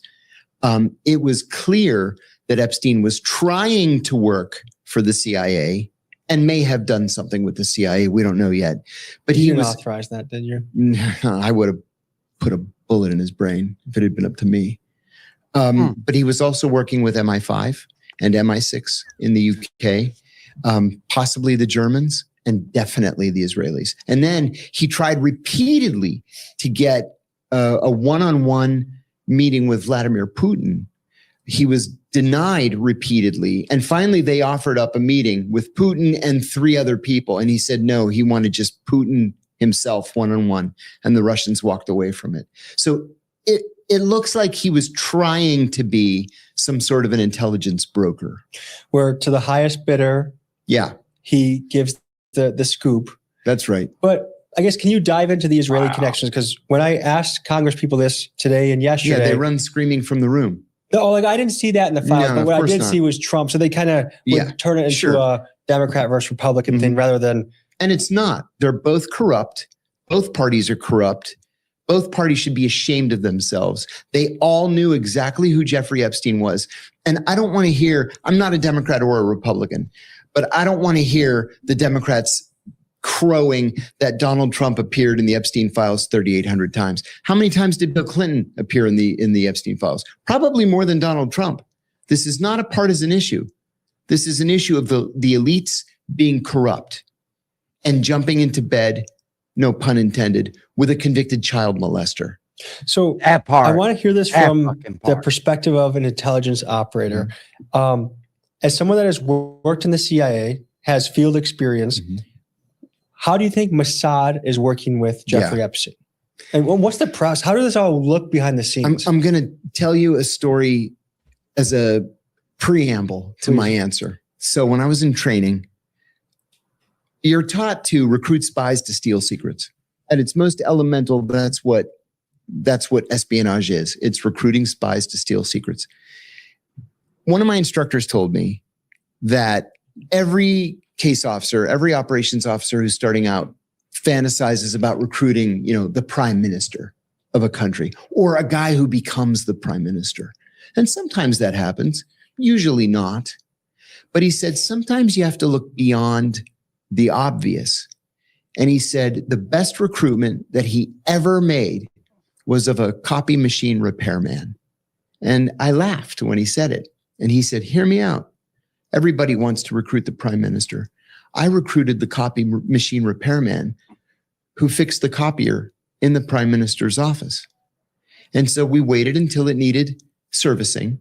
And when it needed servicing, he went in there to service it. And he installed a device so that every time somebody made a copy on the machine, it would transmit a copy to CIA headquarters. He said, I essentially did recruit the prime minister because we got literally everything that the prime minister got. Well, if you're the Israeli intelligence service, the Mossad, you're not going to recruit Bill Clinton or Bill Gates or Prince Andrew or any of these other, giants of Western politics. So you do the next best thing. You recruit the guy who has access to them, and you give him plenty of money. So he has his own island. He has the the widest townhouse in Manhattan. He throws the most lavish parties. And while you're at it, have him add some 14, 15, 16-year-old girls to the mix who can give massages to these broken down old men, plenty of alcohol. And then you put hidden cameras and hidden microphones in every single room, including the bathrooms, which we now know is what he did. So you don't need to recruit Bill Clinton or Bill Gates. You essentially have recruited them in that everything that you might need, you can get from Epstein. That's what Epstein did. I saw a recent drop that, well, we've known for months now that Ed Barak we kind of had a monthly check-in with Epstein at his Manhattan place, but then also a spy by the name of Yoni Koren. Are you familiar with this? I don't know him. He also would pay visits. And so I guess it seems like the Israeli ties are pretty firm. I mean, he also introduced Benjamin Netanyahu to Chase Bank for relations. But how do you conclude? What are the other details you say that makes it conclusively Mossad? And also, how do you think they approached him? How do you think they worked with him? How does that look from an intelligence operator perspective? Well, the circumstantial evidence is convincing. Peter Mandelson, the former British ambassador to the United States, who claimed at first that he had never met Epstein. Then he said, well, yeah, I may have met him once. I think it was at a party. And then was shown a picture of himself in his underwear with a 16-year-old girl on Epstein's island. Said, okay, all right, you got me. All right. We know that Mandelson gave Epstein classified documents from the UK's defense ministry. We learned just a few days ago that former Prince Andrew also gave Epstein classified documents from the defense ministry. We also know that the Israelis spy on the US and the UK. No doubt. Why would Epstein be collecting classified defense documents? The last time an Israeli spy in the United States was caught was Jonathan Pollard, right? Jonathan Pollard ended up getting 30 years in prison, of which he did all 30 years. What was he spying on? He was spying on the Pentagon. And he was passing DOD, top secret DOD information back to the Israelis. To make it worse, the Israelis, who have no love of the United States, then traded that information to the KGB in exchange for a plane load of Russian Jews being allowed to resettle as refugees in Israel. So this is exactly what the Israelis have collected through history. Why would today be any different? So if I'm Epstein and you're a Mossad agent, how does this process work? Oh, we know that he was in touch with so many people in so many different places. That would be the easy part. You know, you invite somebody over to your house, or you invite somebody to your mansion in Manhattan, or to your house in London, or New Mexico. He had this big spread. Invite them anywhere. Call it a, dinner party, or, a Super Bowl watch party. Call it whatever you want. Just pass the information. Now, if the Israelis wanted to be a little bit more clandestine about it, they could do what they do normally and have what's called non-personal communications. So let's say you've got a chest of drawers over here. Well, one of the drawers has a false back, and inside the false back is a transmitter. And then you can take pictures of the documents, feed it into the transmitter, and just have it do what's called a burst transmission. It just takes a fraction of a second, so it's almost impossible to intercept. That way you don't have to meet with anybody. So tell me more about the gadgets. And I'm just trying to picture the level of technology that the top spying agencies have at their fingertips. Like what is the technology that we are currently dealing with in that sphere? I'm going to tell you an introductory story there too. When I was a little kid, when I was 9 years old, I went to an auction with my dad, and there was a box. It was just a box full of junk that hadn't otherwise sold. They just put all the junk in the box, and my dad bid 50 cents. I still remember it. And he got it for 50 cents. And so it had a shortwave radio in it, and he just handed me the radio. That opened up an entire world to me. And I told him and my mother when I was 9 that I wanted to be a spy when I grew up, because I'm listening to Radio Moscow, Radio Havana, Cuba, BBC, transmissions from all over the world. Well, when you're slowly scrolling through the dial in the middle of the night, because it's hard to pick up stations during the day, every once in a while I would come upon a transmission and it would be a man's voice just saying 8, 3, 6, 9, 1. And I'm like, what is this? Like for years I thought, what was that? Just reading numbers. That was a spy reporting back to the KGB using something called a one-time pad. So the KGB knows that in your next transmission, you're going to use page, 165. So they're looking at 165, you're looking at 165, and each one of those numbers means a different letter.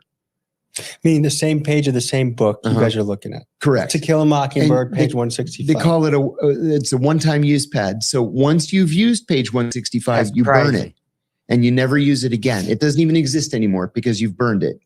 But that's how they transmit back when their other modes of communication aren't secure or aren't safe. So if you don't need to use a one-time pad, and that was really a last resort, a one-time pad, you can use, as I said a moment ago, a burst transmission where you feed everything into your transmitter, you hit a button, it bursts in its transmission, and they're able to pick it up on the other end and then decrypt it. There's kind of a famous spy. The Israelis, when Israel first became a country, there was an Egyptian Jew who left from Cairo and moved to, I think it was Haifa. And he volunteered to this new organization called Mossad. He's like, look, I'm ethnic Egyptian, but I'm Jewish. I speak fluent Arabic. They said, yeah, thanks. We're not interested. And he went back a couple of times and said, I really, really want to work for Mossad. I really want to work for Israel. Finally, they were like, okay. You can go to Damascus. We'll give you documents and you can pretend to be Syrian. So he was able to put on a Syrian accent, which is notably different from an Egyptian accent. So this guy was skilled. He was skilled. He was a barber, but he was self-skilled, self-taught. He ended up being named the Deputy Minister of Defense of Syria. And he gave the Israelis literally everything that the Syrians had, thus allowing the Israelis to defeat the Syrians in 1956, in 1967, in 1973, and take the Golan Heights and flatten half of Damascus. There are parks and streets named after him. There's a big statue of him now in Tel Aviv. I've seen it myself. He was transmitting with a burst transmitter. And the way he got caught, they executed him. They hung him publicly in Damascus. He didn't realize that at a party, he let his Egyptian accent just slip just a little bit. And somebody that was at the party thought, I thought he was Syrian. That sounded like an Egyptian accent. And they told the Syrians, and the Syrians asked the KGB for help. And so there was a KGB electronic monitoring truck that was just driving around his neighborhood when he happened to hit the burst transmission button. And they got him. So there are other ways you can do. I mentioned it's something called non-personal communication. Let's say you've got a package of documents and you don't want to take the risk of a burst transmission.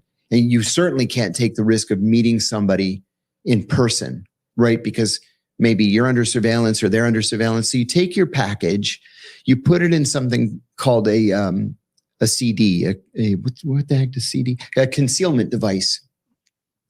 It could be something that looks like a rock, but really it's hollow. I once used a dead rat. A friend of mine had gutted this dead rat, and we just stuffed documents inside it, left it on the side of the road. Nobody's going to touch a dead rat. Nobody. But then what you do is you pick up the rat, you take it back to the office, you open up the rat, you pull the documents out. One friend of mine actually put a little piece of microfilm in a used condom and threw it in the side of the road. Nobody's going to touch a used condom. Nobody. But all the secrets were in there. And so what you do is you drive around for 2 or 3 hours to make sure that you're not being followed. When you're sure you're not followed, you drop it, in the pre-planned place. And then you go another 2 or 3 hours driving like this to another place where you just take a piece of chalk and put an X on the wall or on the side of a mailbox or whatever. So that when the person that you need to drop the information to sees the mark, he knows that the documents are in the other location, in the rat or in the condom or in the rock. And then he does a 2 or 3 hour route to go pick up the thing. And how do you make sure that you're not being followed? Oh, there's a lot of training. I'm going to blow my own horn. I wrote a book called The CIA Insider's Guide to Surveillance and Surveillance Detection. I was a surveillance detection instructor at the CIA. And then I do private surveillance training as well. You know, if you're let's say you're a corporate CEO or a journalist for that matter, and you want to make sure that you're not being followed. Maybe it's carjackers or terrorists or the FBI for that matter. You want to make sure you're not being followed. So you do what's called a surveillance detection route, an SDR, in 4 phases. The first phase is called the red phase, right? So we're on a main street here in Washington, D.C. right now. That's called a red road. So if I go outside and I start walking down the street, it is utterly impossible for me to know if I'm being followed or not. But if I'm familiar with the neighborhood, let's say I live in the neighborhood or I work in the neighborhood, it would not be alerting. It would not be unusual for me to get off this main road and start cutting through the neighborhood. That's called a black road. So I go from here, which is the kickoff point, and I want to I want to drag surveillance, let's say, if I have it, into the black area so I can spot them and make sure that you know, I'm either clean or we call it clean or dirty. You either have surveillance or you don't have surveillance. Base 44 super agents. The next thing you can't live without. No setup. Just say hello. So I don't want to be alerting. I don't want them to say, hey, he's doing a surveillance detection route. We should stay on him. He's probably a spy. So I would cut through the neighborhood, come out on the other side and pick up my dry cleaning, let's say. And they'd say, oh, that's why he was cutting through the neighborhood. He was just going to the dry cleaners. Then I do a more provocative phase where I'll do something like a technique that's called stair stepping, where you go up a block, make a right, go 1 block, make a left, go a block, make a right, go a block. So it looks like a stair step on a map. Really what you're doing is every time you cross the street, you're going like this to make sure you're not going to be hit by a car. Really, you're looking to see if anybody's following you. Or you can window shop and you're not really looking in the window. You're looking at the reflection in the window to see if there's anybody across the street who has stopped to watch you look at the window. Then you stop at, let's say there's a hardware store and you buy a package of screws or picture hangers or something. So they say, oh, okay, no, he was just going to the hardware store. And then you do the most provocative phase, where in this final phase, and you only do this if you're pretty sure you're clean, you don't have any surveillance. You'll go up half a block, turn around and walk right back to the place where you started. And then you'll walk up to somebody's porch and then come back down and, you know, where none of this stuff makes any sense. That's just the final phase to make sure you're 100% sure that you're not being followed. And then from there, you go the next block or 2 blocks to your meeting spot or to your pickup spot. I'm curious about this then. Are there parts of your career where you knew you were getting followed and you had to deal with that regularly? Mm-hmm. Tell me about that. Yeah. If you're being followed, and report says that Iran has failed to negotiate with the U.S., that the U.S. is preparing to resume war in Iran as we speak. Figured y'all might want to know that. It can happen in any country at all. If you're being followed, and you notice Let's see you're how being true followed, that is, but that's just after what, that second stop, you just turn around and go home. so. And I'll give you an example. I served for 2 years in Bahrain. Bahrain is a very, very friendly, close ally of the United States. It's the location of of the headquarters of the U.S. Navy's Fifth Fleet, right? But you never know who's going to be watching. Maybe it's the Russians that are following me, or the Iranians for that matter, or some terrorist group. You don't know. Yeah, It doesn't have to be I the didn't think they government. would But in either, any event, Ringo. That's why I said it's time. we're to taught drop in the training stocks and that grab if you the are stock. being followed, you just gonna get end real. things at that second stop and you turn around, you go home, which is what I did. A couple of weeks after I arrived in Bahrain, the political officer cycled out and a new political officer came in, and she was terrible. So she had come to Bahrain from Romania, and she had no experience in the Middle East. And so they didn't know if she was a legit State Department officer or not. And she was a legit State Department officer. But they put surveillance on her one night after work just to see what she was going to do. She immediately spotted the surveillance. So she came in the next morning and she said, "Have you been under surveillance since you were here?" I said, once. They were just probably curious to see what I was going to do. And I went to the store and then I went home. But I've never been under surveillance since then. I said, "How about you?" She said, "I was under surveillance last night." I said, "Yeah, what'd you do?" She said, "I took them on a 100-mile-an-hour chase from one end of this country to the other." The whole country's like, 30 miles by 9 miles. It's a little teeny island. That's exactly what you're not supposed to do. Why is that? Because they immediately concluded that she was an undercover CIA officer, and they followed her every single day for the next 3 years. And then I was actually going out meeting, sensitive people because I was the human rights officer. So I was meeting with opposition figures. They never bothered me a single time. And because they didn't suspect you in the first place? Because they did follow me, and I went to the grocery store and I went to the hardware store and I picked up my dry cleaning. But if they're following her and you go to the same office as her every day. Yeah, but there are a lot of people that work in that embassy. 100 people worked in that embassy. Can't follow 100 people. And you're not going to follow the admin officer. You're not going to follow the ambassador. Everything he does is on the front page of the paper anyway. So you're going to see who's working for him. What year was your last year in the field, or I guess in the CIA? My last year in the CIA and the field was 2004. Okay. So what was the level of technology then? What were some of the devices or things that would... Oh, it's a totally different world now. Some of it's classified. It's a totally, completely different world now. Technology just improves exponentially. When I was there, one of the things that was a surprise to me was that most of the technology that we used, like in operations, we would just buy commercially. Like today you can get most of it on Amazon. Little listening devices and little hidden cameras. They make cameras like this big now. Really? Oh, yeah. Because I've been looking at it, because I've been trying to investigate different churches and cults and try and go in there with hidden cameras. Yeah. I have to ask your recommendation after this. The camera pen. Yeah, they're all different kinds of things. You can buy beacons, tracking devices, all kinds of stuff online. But my bosses told me at the time that it's so much faster, easier, and cheaper just to buy it commercially than it is to reinvent the wheel. There used to be this store in London called the Spy Shop. There was one in New York. There was briefly one in Washington, but it was headquartered in London. And so every time I'd go to London, I'd go to the Spy Shop and just see what kind of gadgets they had for sale. And any Joe off the street could walk in and, buy stuff. Who was the primary buyer from that shop? Was it regular citizens for fun?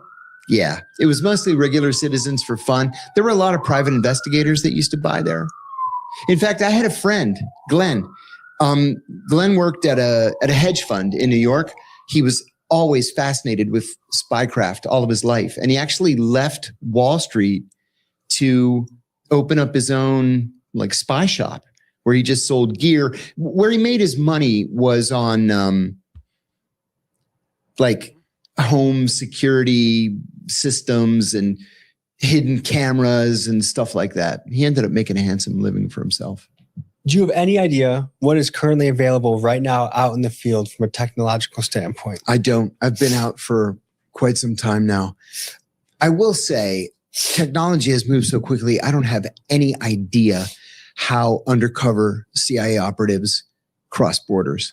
or pass through airports. With facial recognition software the way it is and AI, I can't even imagine how they do it successfully.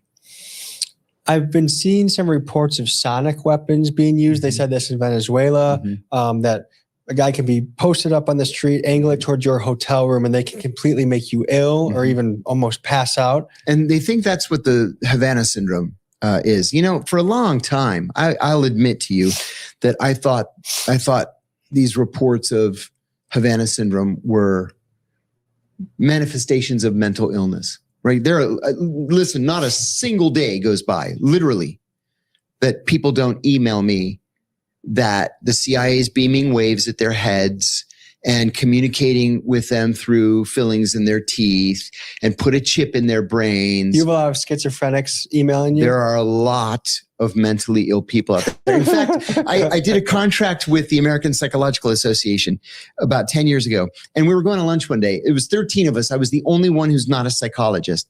So we were going to lunch, and I said, hey, guys, I have a question for you. I said, not a single day goes by that I don't get these emails from people, and I told them what I just told you. And they all started laughing. And I said, why is that so funny? And they said, this is the most basic entry-level mental illness. That it's well documented right now. Calls from Iran for everyone to leave Qatar, UAE, UAE, Saudi Arabia, and Kuwait immediately. Iranian professor Mohammad Mardia, who was a member of the Iran negotiating team, calls everyone must leave immediately. Sailors on all ships in the Persian Gulf must prepare to abandon their ships. This is especially urgent for ships near the Strait of Hormuz, which will be the first to be destroyed. Time is running out, he announced. So,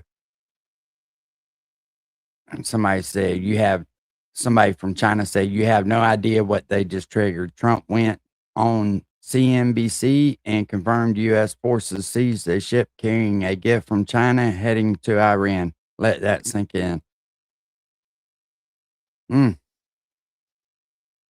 North Korea leader Kim Jong-un announced that if the United States attacks Iran with nuclear weapons, he will launch nuclear ballistic missiles at Tel Aviv and Washington, D.C.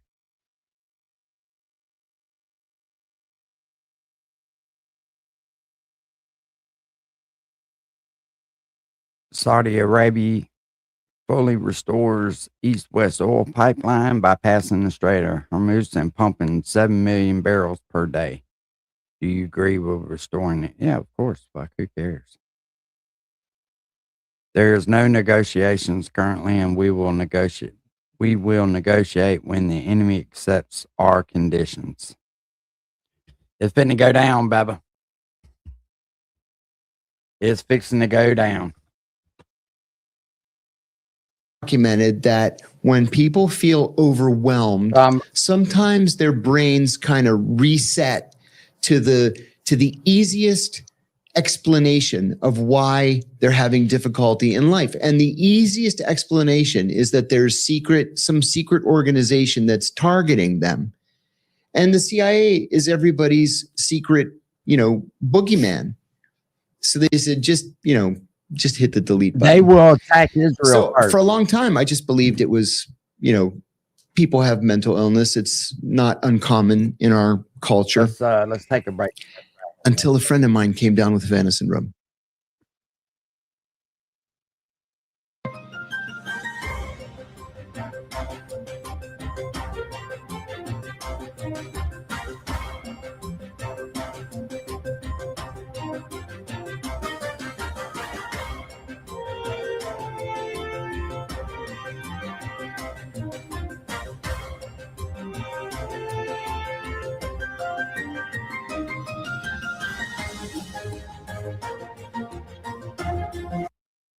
No, you never know when things are going to happen. You just don't know. It is 3:19 a.m. Iran time right now. Oh, I did see this.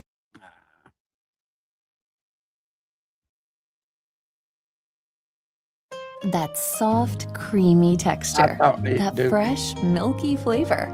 That's the way we were talking about. How long? Which should end in about less than 5 hours, less than 6 hours, less than 6 hours to go, right? So about an hour and 45 minutes, something like that. Let me know in the live chat, if you're watching this live, whether you think that it will be extended or whether we're going to see fireworks. Your channel, if you haven't already, click on the notification bell next to it. But the best way to actually stay informed, because we're going to go live any moment in the next few hours. It could be in the next 3 hours, it could be in the next 6 hours, it could be in the next hour. Something is about to happen, either a ceasefire extension, fireworks, or the cardboard leader finally coming out as gay, the gay Ayatollah. Something's going to happen tonight, right? And the best way is, if you become a member of 2CTV Plus, right here, scan the QR code or just visit 2C.tv, become a member, join our chat forum, the members only chat forum, our private Discord server. Automatically, you will get notifications when we want to go live, when we're about to go live on YouTube. That's the best way to do it. Thank you so much. Let's take a quick break. I'm on standby all night in case something happens. I'm Maya Tusi, and this is Greg the Goat, and we are the media. They have no choice but to send them. What I think is that we're going to end up with a great deal. I think they have no choice. And I think we're in a very strong negotiating position to do what other presidents should have done during a 47-year period. A White House official is telling Fox News Vice President J.D. Vance will be attending a meeting at the White House today, while Islamabad, Pakistan is bracing for U.S. delegation's arrival for the latest round of peace talks with Iran. We're still waiting to learn whether Iran will actually show up. The original 2-week ceasefire is set to expire tomorrow evening, Iran time, and President Trump says he does not want to extend it without a deal. Meanwhile, one Democrat lawmaker is coming under fire for his comments on the situation in Iran. Connecticut Senator Chris Murphy replied "awesome" to an ex-post that said at least 26 Iranian shadow fleet vessels have been able to bypass the U.S. blockade. He since has said that was sarcasm. And here's what he told Fox. Twitter's become kind of a cesspool. I probably should give up on sarcasm on Twitter. Obviously, anybody that's seen anything that I have said about Trump's war knows that I think it's bungled, mismanaged. He should end it as quickly as possible. But sarcasm is not something, I guess, that's allowed on Twitter any longer. Do you regret the post? Are you planning on taking it down, or are you going to keep it up? I mean, I guess I just have to be more careful about sarcasm on Twitter. Who believes it was sarcasm? Show of hands. I actually will give him that, because I think he was saying like, "Oh, awesome," suggesting like the conflict is not going well. That's the context I read it in. Not complimentary to the White House, but kind of pointing out that he thinks it's not going well. Not awesome, like the Iranians are getting around us. Well, it was all That's how I caps, took it. so that's a yell. That's an awesome. It's all caps. Yeah. I mean, unless he also doesn't know it's not Twitter anymore. I don't know. Maybe his use of social media is weak. But I hear your point. May I say this, that I believe that he meant it sarcastically, but when he talks about the noise in this measure of disdain, he's the one contributing it to it. He's the one that just recently said that our democracy is being destroyed by our president. He said we have to learn ways to fight back so that we can, take over from the Republicans. How about just earning votes instead of buying them? So I feel like this measure of the instant someone doesn't get the sarcasm or the intention behind an X or tweet, whatever, then like he sort of is, you're not smart enough to get it. Isn't this just all crap? It's like, well, you've been contributing to it this entire time. You are one of the ones that perpetuates the snarky soundbite dopamine chasing clickbait instead of saying, here's what I want to talk about today. And here's some policy without degrading the president on foreign soil. But I think that's a little bit too much what I'm hoping for today. Yeah, I like your optimism about Democrat policy on this, though. To Shannon's point, people will take it different ways, depending on probably their prism of politics, I would imagine. Anna Kelly responds on X this way. Why is a Democrat senator pushing false Iranian propaganda and rooting against the United States military? Disgusting. Anti-American behavior from a sitting member of Congress. Your take. Well, remember, this is the same guy who met secretly with the Iranian regime, as reported by Fox's own Molly Hemingway just a couple of years ago. And this is a guy who is cavorting with radicals like Hassan Piker, a guy who said that America deserved 9/11. I don't think he's being sarcastic when he says our party needs to be more like people like Hassan Piker. So I'm telling you, that this guy is the worst of the worst, and you need to pay attention to him, though, because he is likely the next Democrat leader in the United States Senate. Cavorting is such a strong How word the fuck against him. can you even? But accurate. How can people even get behind somebody that says some shit like that if he really said that? If you said that we deserve 9/11 and you're a demo and Yeah. Ass I don't believe it whipping. was sarcasm. Sorry. I don't believe that. It was lowercase. I just want to note. So it was just like awesome. Sent at 5:49 p.m. I was looking at the timestamp. But I don't believe it was sarcasm, given what you said. Not only is he allegedly having met with the Iranian foreign minister, Molly Hemingway's reporting, I was just reading that. In addition to that, he was widely reported to be someone who pushed the Biden administration to delist the IRGC as a foreign terrorist organization. So this is someone who, for whatever reason, has felt cozy with Iran. I'm going to go that far and say that. And when you look at what Iran has done, they are responsible for about 1,000 deaths of Americans, more than that. U.S. service members alone in Iran, the roadside bombs, Soleimani, and what they did to our troops. Even sarcasm. Even if that's what this was, you don't engage in sarcasm when we are in the middle of a war. You root for America. You leave no room for any misinterpretation. I don't believe it was sarcasm. Can't get in his heart and in his mind. I hope I'm wrong, but sorry, not giving him the benefit of the doubt. Well, here. I was wrong. Apologies. It is lowercase. It's a lowercase, but it's just as bad. Hey everyone, I'm Emily Compagno. Catch me That's and my crazy. co-hosts Harris Faulkner and Kaylee McEnany on Outnumbered every weekday at That's crazy.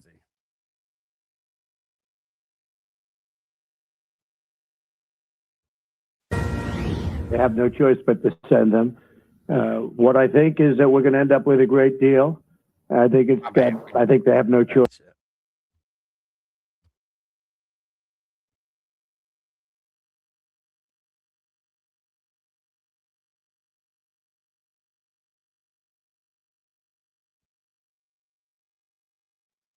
The blockade has been a tremendous success. They said 2 days ago, we will open the Strait. I said, no, we're not going to open the I'm just making sure there ain't no updates on it.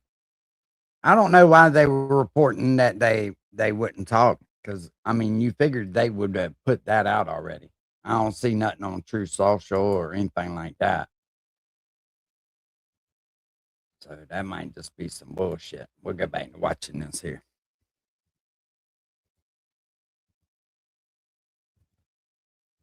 Yeah, anybody that talks down on America and they're a fucking senator, no. How in the fuck can you even let somebody like that run? And he was describing to me exactly what a lot of these people were describing. And what are the symptoms for people not familiar? Oh, it's everything from nausea and ringing in the ears to vertigo. And in his case, he actually had an MRI which showed a traumatic brain injury. And this is off of just potentially one beam of this weapon. He said he remembers where he was standing when he first felt it. He was outside in front of the Russian Foreign Ministry. He had just come out after a meeting and he just felt like something just hit him. And he wanted to throw up. He wanted to pass out. He kind of stumbled away, got in a taxi, was able to go back to his house. But his MRI showed a traumatic brain injury. I happened to be in Havana when this thing first started. And the Cubans, to their credit, they said, whatever it is, it's not us. And we welcome the FBI and the CIA if they want to come here and investigate. Welcome to come. I think it's probably the Russians or the Chinese, but we shouldn't consider this to be mutually exclusive. You know, we used one of these weapons in Venezuela when we snatched President Maduro. Hey, British. We know that the Russians have these. We know that the Israelis have them. The Chinese have them. There are a lot of countries that have them. Now, it's a violation of international law to use them on the battlefield, right? But we used it anyway. And that's why we didn't have a single casualty from the night that we snatched Maduro, even though we killed 80 people. We killed 45 Venezuelan soldiers and 35 Cuban soldiers. Not a single U.S. casualty. And it's because we zapped them with this sound weapon, whatever it was, and just incapacitated them. It's kind of terrifying. It is. And to think that's just the tip of the iceberg of what is out there. Yeah. In the world of spycraft. Well, there was DARPA, the Defense Advanced Research Planning Agency, whatever it's called. They're the ones that are doing like the 20 years ahead of time tech experimenting. When I was still at the agency, DARPA had developed this laser that could blind soldiers on the battlefield, with the idea being it's more humane to blind them than to kill them. It's a violation of the laws of war. You can't blind people. I mean, listen, it probably is better to blind them than to kill them, but we're going to have to renegotiate some of these international treaties because you can't do stuff like that. Is there someone within the agency that their sole job, and probably a whole team, is to innovate tech? Oh yeah. Like in all the spy movies, like you go into this cool room and some like mad scientist is cooking up this thing that you attach to your trench coat and this kind of weapon. Yeah. Did you get to visit some of those rooms? It's the Directorate of Science and Technology. So it's an entire directorate. It's one of the 4 directorates at the CIA. And a guy that I sat next to for years and is an old friend of mine is now the Chief Technological Officer, the CTO at the CIA. You know, Senior Intelligence Service Level 4. He's really made it. But no, there's no room like in the James Bond movies where, you know, you just knock on Q's door and she lets you in and fits you with the latest, you know, miracle pen that shoots bullets and lasers and all kinds of stuff. No, what they'll do is if you need some of this tech in the field, you send a cable saying, this is the operation I'm doing. This is what I need. Can somebody fly out here and help me? And they'll fly out with a sealed diplomatic pouch with the gadgets in it. And then they'll demonstrate them and you pick whatever is most appropriate for what you want to accomplish. And did you go through an experience like that where you got to pick through gadgets? I was chief of counterterrorism operations in Pakistan after 9/11. And we were going after senior Al-Qaeda leaders. We knew that we could get them if they would just make one mistake, one electronic mistake. And so these 2 tech officers flew out with a bunch of gadgets. Nothing was exactly what I needed. And so they just created something from scratch. It took them about a week. Are you able to explain what this is? It was something called they called the magic box. And it allowed us to zero in on a cell phone signal. The problem was that the target would turn on his cell phone just long enough to listen to his voicemails, and then he would take the battery out in the days when you could take the battery out of your phone. And so it ended up not being helpful to us. And how often would you say just human skills of being in the right place at the right time, being observant, following up on leads, was that most of the job and the tech was just a small little piece of it? That's 90% plus of the job. I'll check it out. Yeah. I think when people picture a CIA agent, they're picturing a Jason Bourne kind of character, karate chopping people in the neck. Is it a lot of boring field work? Oh my God, yes. I was just talking about this yesterday. There's a lot of hurry up and wait, like in the military. Yeah, we already for example, watched that. There's nothing more boring than surveillance, where you might be sitting at a window looking at the apartment across the street for days. And I mean, like, you know, maybe somebody will relieve you after 6 hours, but you're just kind of just sitting there, just looking at this apartment across the street. So do a lot of agents have back issues from all the sitting and just... A lot of CIA officers have mental illness from some of the things that they have to go through. Like, what would give them mental illness? It's the pressure in a job like this is overwhelming at times. And it's not unusual for someone to crack overseas. Because this is your whole life. It's not like you have a family out there. Oh no, we're all divorced yourself. like multiple times. Yeah. I was only divorced twice, and that was like the record least number of divorces. It's the highest divorce rate anywhere in government. And it's not unusual for guys to be married 4 or 5 times. But I'll give you two quick examples. We were strapping on our weapons and body armor to go after this Al-Qaeda leader. And there was a guy in my branch, Mark. I liked Mark. He was a little bit tightly wound, but he was a nice enough guy. So I said, Mark, let's go, strap up. And he said, I can't go on the operation. I was like, what do you mean you can't go? He's like, I beat my wife.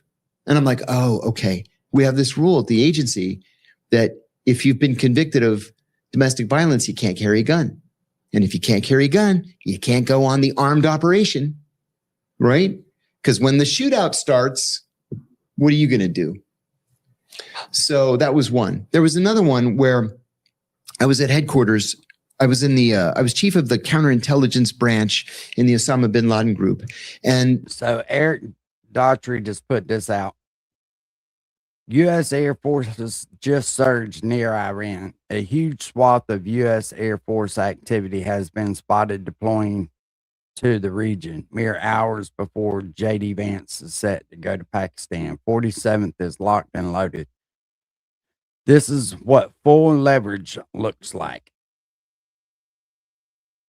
Oh, shit.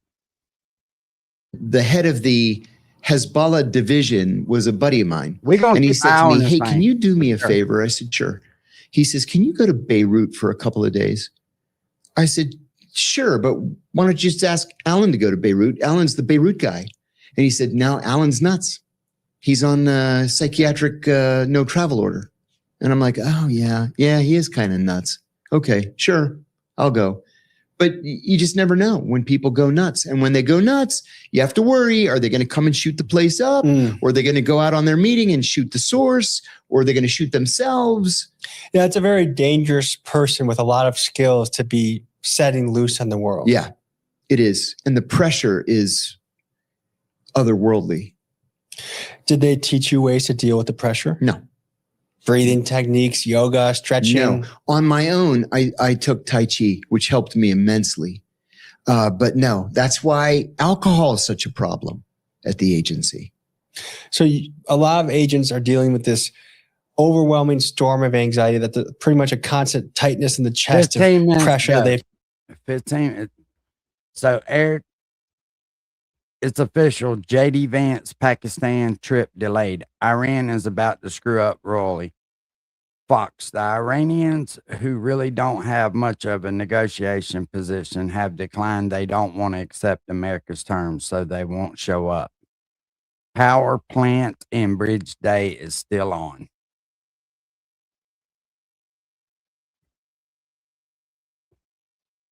As the Iranians, who really don't have much of a negotiating.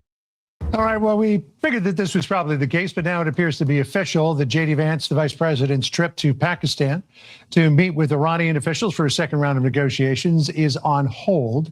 This is because the Iranians, who really don't have much of a negotiating position, have decided that they don't want to accept America's terms, and so they're not going to show up. So more on this as we get it. Sandra? All right, right now. Hi, friends. Today I've come to get gas. I'm going to show you how it's done in Iran. I just arrived here and it looks like there's a bit of a lineup. Oh, they're moving. Okay, they're moving. Maybe 6 or 7 cars ahead of me before getting to the station. Over there. Yeah, that's what it sounds like, Chris. How you doing, my brother? Station. And this is the lineup that is now moving. Let's pull up the live feed. About 5 cars, but it's moving pretty quickly now. So in order to get gas in Iran, you need one of these carts. It's basically a rationing system. It's used to allocate gas to each car, individual car. Normally you get something like 60 liters per month, and that 60 liters is super subsidized, something like 1 cent, 1 American cent per liter. So it's very cheap. If you go beyond the 60 liters per month, then you enter the next tier. The next tier might be 3,000, maybe 2 cents. The next tier is also in the cents. It's still cheap. And then the third tier is the free tier. So there are 3 tiers. The first tier, you get 60 a month, and it's super subsidized. And then a certain number of liters in the second tier. And then the third tier is called the free free rate essentially tier. You can get as much as you want. So I need the card. And also what I'm going to do is I'm going to ask someone to do it for me. I don't like to pump gas. And this is a treatment that you can get here as a woman. I mean, a lot of women do it themselves, but I hate the smell of gas. We're already here. So this was maybe a 5-minute wait. I'm already at the station and I'm just waiting for 1 cent a liter. So it's 4 cents a gallon.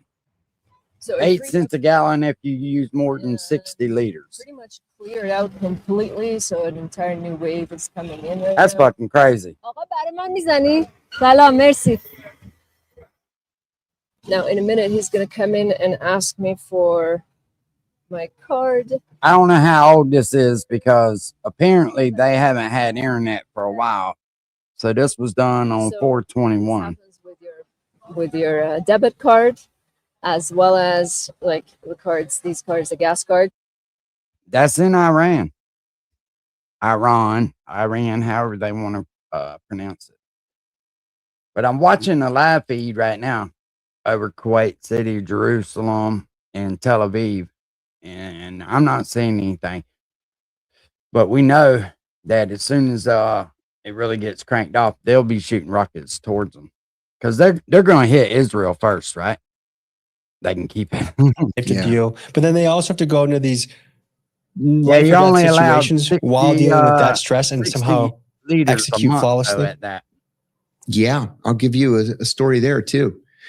I was handling a double agent case in the Middle East. Very, very dangerous kind of operation. The agent, CIA people are officers. The people we recruit are agents. So the agent did not know that I knew that he was a double agent. And so he thought he was pulling one over on me. It's a very long story. I'm going to make it very short. We ended up snatching him. He had been ordered to shoot me in the next meeting. And so I was by the other country that he was working for. And that's classified. Cannot say it. Okay.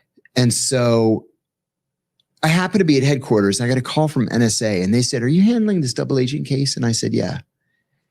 And the analyst there says, "He was just ordered to shoot you in the next meeting." I said, "Oh, please." I said, "This guy's not going to shoot me in the next meeting."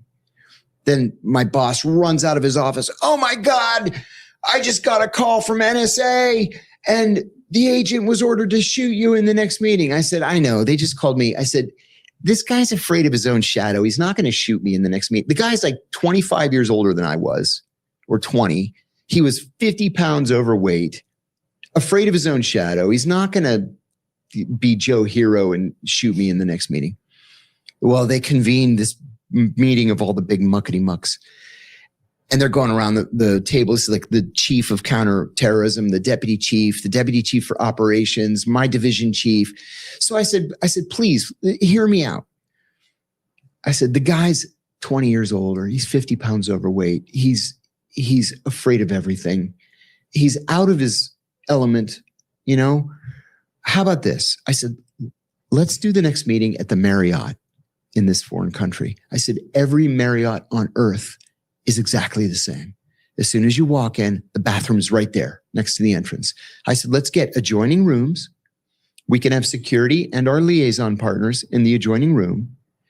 When he calls me to tell me he's entering the hotel, I would never tell him what room I was in because I didn't want him to sneak up and shoot me. I would meet him at the elevator lobby where there are people around. I'd give him a big bear hug. So he's and pat not him going down. to shoot him, but he don't want him. So I said, Okay. I'll tell him when he calls me from the lobby, I'll tell him the room number.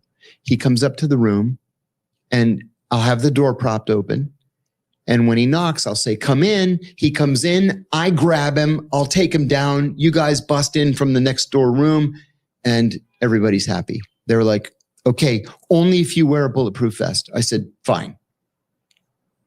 So we did that. Remember, this story is about the pressures that we face. We had security in the lobby, like a half a dozen guys, all heavily armed. And then the enemy country sends their half dozen security guys, which we didn't expect. And they're in the lobby and our guys are kind of looking at their guys.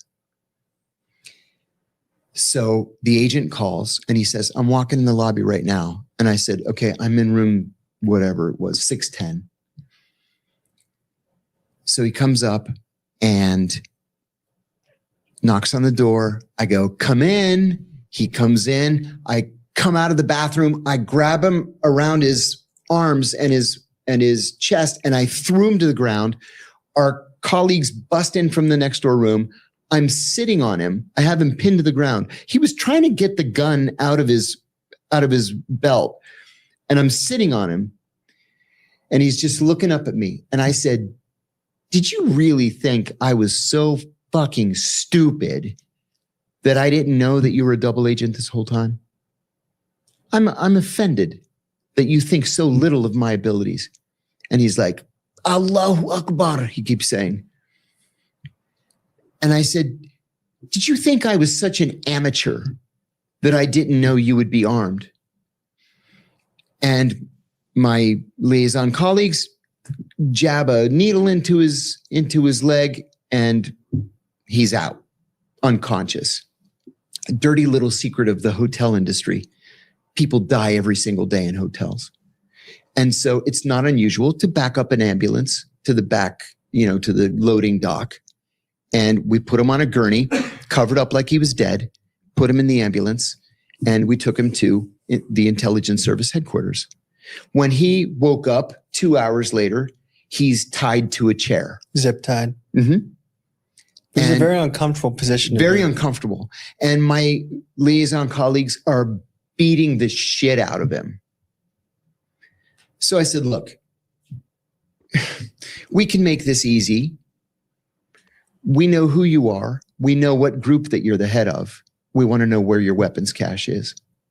It's as easy as that. And he's like, I'll never tell you. I'll never tell you. This went on for hours. Finally, I said, guys, I got to go to a wedding. Let's wrap this up.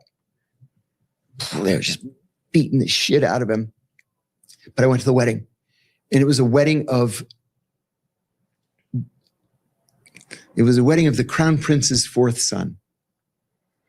And so I get there, and the Crown Prince's eldest son was sitting next to me. He and I really hit it off. He's sitting next to me, and he says, so what's your day been like? I said, a little bit of this, a little bit of that. I went to the bazaar to buy some souvenirs for my kids, but it's kind of a normal day.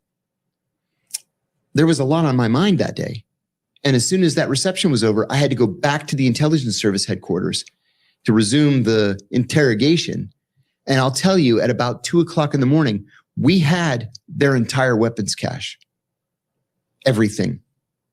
Was it just from a standard beating continuing, or did you have to change tactics? Oh no, I ran into one of the agency guys years later. Let's see. So this was in like early 2001.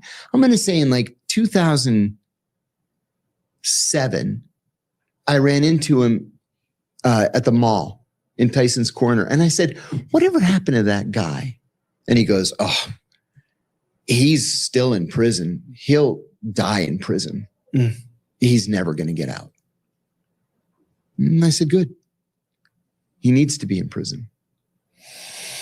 The conditions that a caught spy must face, I just can't even imagine how awful. I want to ask you about your experience, because you were kind of in the right place at the right time for the global war on terror. Mm-hmm. And Americans got the narrative that we were liberating people and fighting terrorism. Yeah.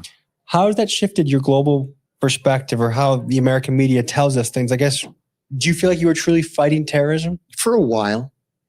Sure.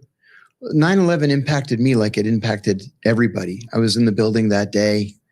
The Pentagon. The CIA's headquarters. We had to evacuate. We were ordered to evacuate twice before anybody left. I was able to drive halfway home, and then I had to abandon my car on the side of the road because it was just dust.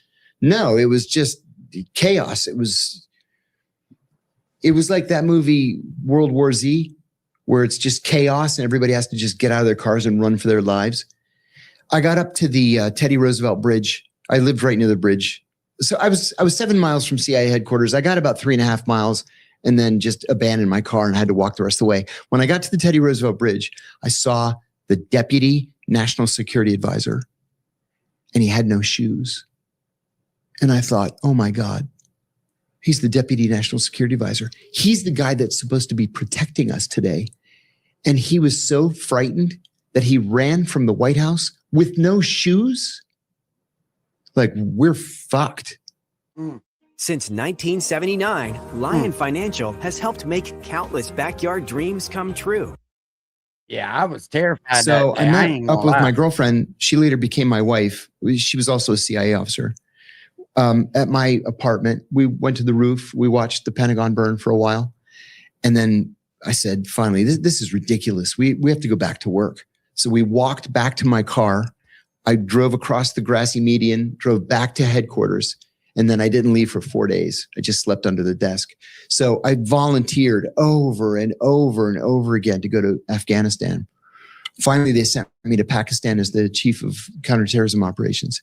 And I was a true believer. Listen, we caught guys. We caught this one Saudi guy. Well, let me back up. Very quickly, we filled the Rawalpindi jail. Every Al-Qaeda operative that we caught, we would put in the Rawalpindi jail. Rawalpindi is a huge city that's grown so big that it's kind of connected itself to Islamabad, the capital of Pakistan. And Rawalpindi is where the Pakistani Defense Ministry is based, right? The army is based there. Gigantic city. So the Pax came to me and said, look, the jail's full. You got to do something with all these prisoners. We can't hold anymore. So I called headquarters and I said, the Pax said that the jail's full and they want these guys out. What do you want me to do with them? And they said, put them on a C-12 cargo plane and send them to Guantanamo.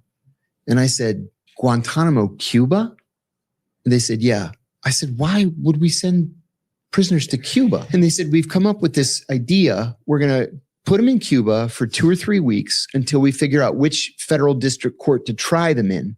And then we'll just send them to Boston, Washington, New York, and put them on trial there. I said, oh, that's a great idea. So we put these guys, this first load of prisoners, on a C-12. We ran out of handcuffs.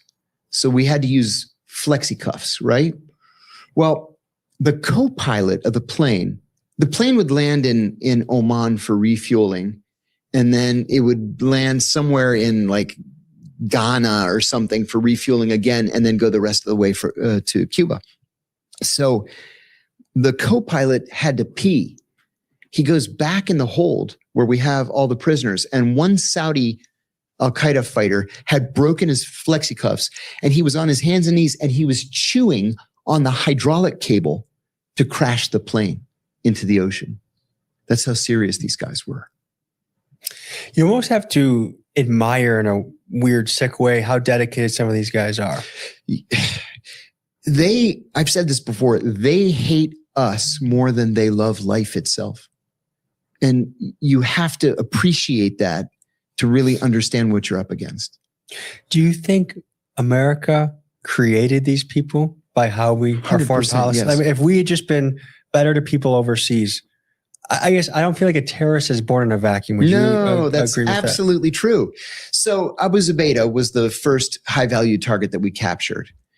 Highest ranking terrorist captured in American history, CIA history. Up to 9/11 mastermind. Up to that point. We thought he was the 9/11 mastermind. He was not. Khalid Sheikh Mohammed was. But he and I were talking about this one time, and he said, because I said to him, he was crying, and I said, you're not the victim here. There were 50,000 people in those towers. What did you think we were going to do? Did you think we wouldn't try to hunt you down to capture you or to capture bin Laden or kill him? And he said, I never wanted to attack the United States. I wanted to attack Israel. And he said, I never had anything against the United States until I saw a video of an Israeli soldier with his boot on the neck of a Palestinian grandmother. How are you going to argue with that? These are the type of images that I've actually been cataloging on my phone, on my Instagram feed. When I see an example of Israeli brutality in the West Bank or Gaza or a lot of places nowadays, I save it into my Israeli atrocity reel. And I guess it makes me wonder, what is your take on Hamas? Are they freedom fighters? Are they terrorists? Or is there a yin and yang to what they do? That's actually a tough question. For many, many years from the founding of Hamas, I believed Hamas to be freedom fighters, not a terrorist group. I took exception with October 7th. They killed a lot of civilians on October 7th. If you're going to attack an Israeli, arms depot or a base or a police station, I fully understand. Killing it's a terrible thing, but I understand the liberation aspect. It's people in the field, warrior against warrior, That's not right. an innocent. That's right. But a pop music concert, and you just kind of slaughter everybody. I just couldn't abide that. The Israelis, however, a viable policy cannot be to kill everybody. And that's what the Israeli policy is. And the Israelis, just in the last couple of weeks, have finally admitted that the numbers of Palestinian dead, as reported by the Palestinian Ministry of Health, which is run by Hamas, that those numbers are correct. The Israelis finally admitted that the numbers are correct. So after saying for months that was for Hamas a year and a numbers, half, anti-Semitic. Yeah, anti-Semitic, lies, propaganda. Oh no, the numbers are correct. I wonder how many of them they officially, killed. we're talking about something like 68 or 69,000 dead. Unofficially, Holy it's shit. probably closer to 200,000 dead Holy because we don't have any shit. idea how many bodies are still buried in the rubble. How many bodies got vaporized? How many That's a bodies were news story vaporized? breaking. That's exactly right. How many people were disappeared? How many people are rotting away, getting tortured in some prison right now that on the charge of throwing a rock? That's right. What got me interested in it, there was an Palestinian American dad whose boy got beaten to death, a Florida resident, in the West Bank by a mob of Israeli settlers.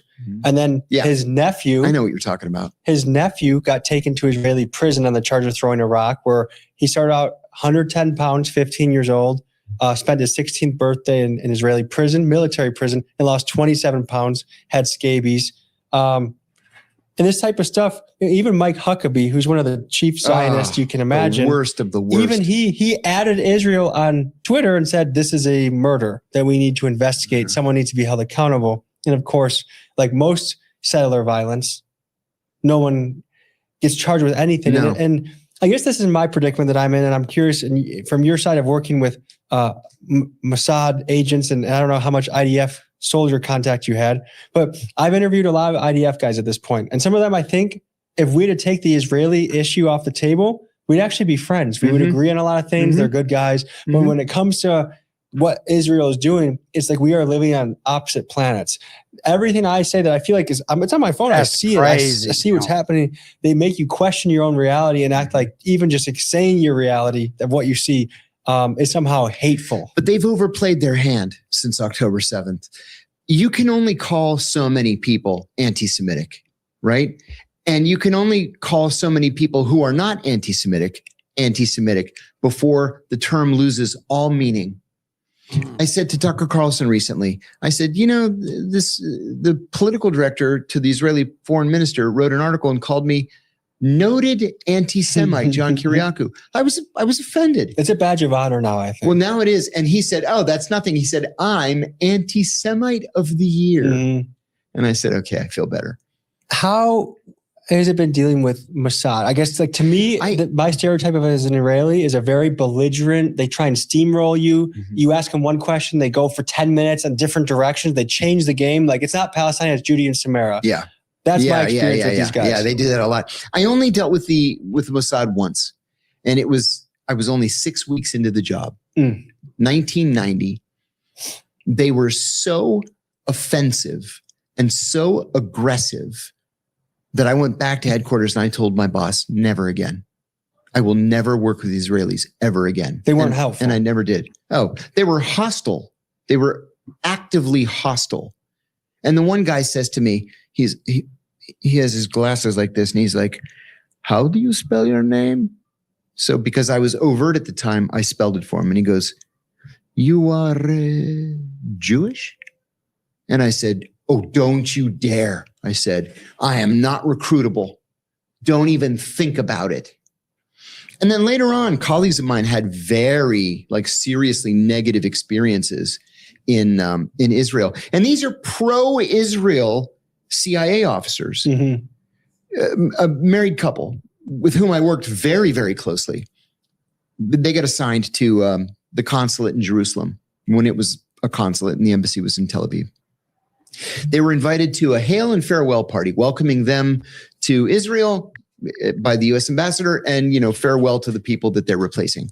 So when they got back to their house in Jerusalem at the end of the party, all of their living room furniture had been rearranged. To send a message. With the message being, we can do whatever we want, and there's nothing you can do about it. And I think that's the general attitude that they've been operating with since I've noticed, really, because I didn't think about Israel before October 7th. I just kind of thought, I don't know, maybe there's some good hummus over there. Yeah, right. Good, whatever. I didn't even really think. And all of a sudden, it seems like they have this attitude. They do whatever they want. There's nothing you can do about it. And they are getting away with it. Well, the second time this happened, they were invited to the ambassador's Christmas party. And they went to the Christmas party and they came back and people had taken shits in all of their toilets, right? We all have big houses overseas because you have to entertain. It's part of the job. So they had 4 bathrooms and people had taken shits in all 4 of the toilets and left it unflushed. And then finally, as they were leaving, the ambassador had a farewell party for them. They got back to the house and somebody had broken in and cut the dog's tail off and wrapped it in gauze and medical tape. The dog was whimpering under the dining room table. So why? We're supposed to be allies. And God knows the Israelis ask us for everything under the sun. And then that's how you treat our people? There was another guy I worked with who was very excited to go to Israel. I never went to Israel while I was at the CIA. I actively avoided it. And because I was an Arabist and an Arab specialist, and I spoke Arabic, I went to all the other countries. I didn't go to Israel. I never went to Israel until 2022 for the first time. So Ukraine is saying, this is on open source intel, Ukraine says it's ready to deploy ships from the UK to help reopen the Strait of Hormuz, according to the Times. This friend of mine that was one of our colleagues went to Israel for an exchange. He went to Mossad and he said, this is what we're doing on XYZ issue. And then Mossad said, oh, this is what we're doing on XYZ issue. And it's a normal intelligence exchange. It was Christmas. And so he had spent like $1,000 on Christmas presents. And when he went back to his hotel room, all of them had been stolen. And the suitcase that he had them in was just empty. So based off your experience with these guys, what can you say about their culture? The Israelis really believe that they're alone in the world, even though they're not. And because they've convinced themselves that they're alone in the world, they treat everybody else with disrespect. We should make our own conclusions about Israeli policy by watching the implementation of Israeli policy. If the Israelis say, we want peace, we love peace, it's all about peace, and then they murder 200,000 people, mostly women and children and elderly, and almost all of whom are civilians, we should believe what we see, not what we're told. So how is it that they've crafted this narrative that politicians seem to be believing that they are our greatest ally, they always have our back? Oh, that's simple. It's through the use of AIPAC, the American Israel Public Affairs Committee. It's the most powerful lobbying firm in the world. And not just on Capitol Hill, where literally every member of Congress is assigned an AIPAC lobbyist, right, to craft policy. But at the state and the local levels even. I have a friend who lives in Texas, and a member of the Texas state legislature called him and said, we decided to... The best deal in the world, the greatest deal, he'll say it's the best deal that was ever done with Iran. Where does that leave Israel? If Israel does not sign on, they will be the spoilers. That just as they undermined the JCPOA, just as they undermined Joe Biden in 2021 by attacking Natanz, and just as they undermined the American-Iranian negotiations last year by kicking off the 12-day war, and then this war, which Rubio said had to be started because Israel was going to do anyway. So until an American government can actually prohibit Israel from doing things as Donald Trump said he would on Friday. Until you have an American government that says to Israel, you know what? No. Learns how to say no to Israel. We will be back in this. We're just kicking the can down the road. Is there anything Trump would do where you'd give him credit? Anything at all? Resigning, apologizing, going to play No, golf. anything realistic at all? And it was something on the other side. I mean, another hypothetical. Like, he's a deal maker, another right? hypothetical. He's a deal maker. For example, when he in his first term, I did praise him. I wrote a piece. I got attacked for writing a piece for the Intercept when he was doing a deal to end the Afghan war. Then he didn't end it, but Joe Biden ended up taking his deal and implementing it and then getting attacked for it. So, look, if he's willing to end wars, sure, I'll give him credit. But he turned out, as some of us warned he would, to be a massive warmonger. And I think that's the problem. I don't see any light on the horizon. I wish I had your optimism, Murray. I wish it would make my life much easier. Mehdi, absolute pleasure as always. Thank you so much. Thanks so much. Appreciate it. Appreciate it, brother.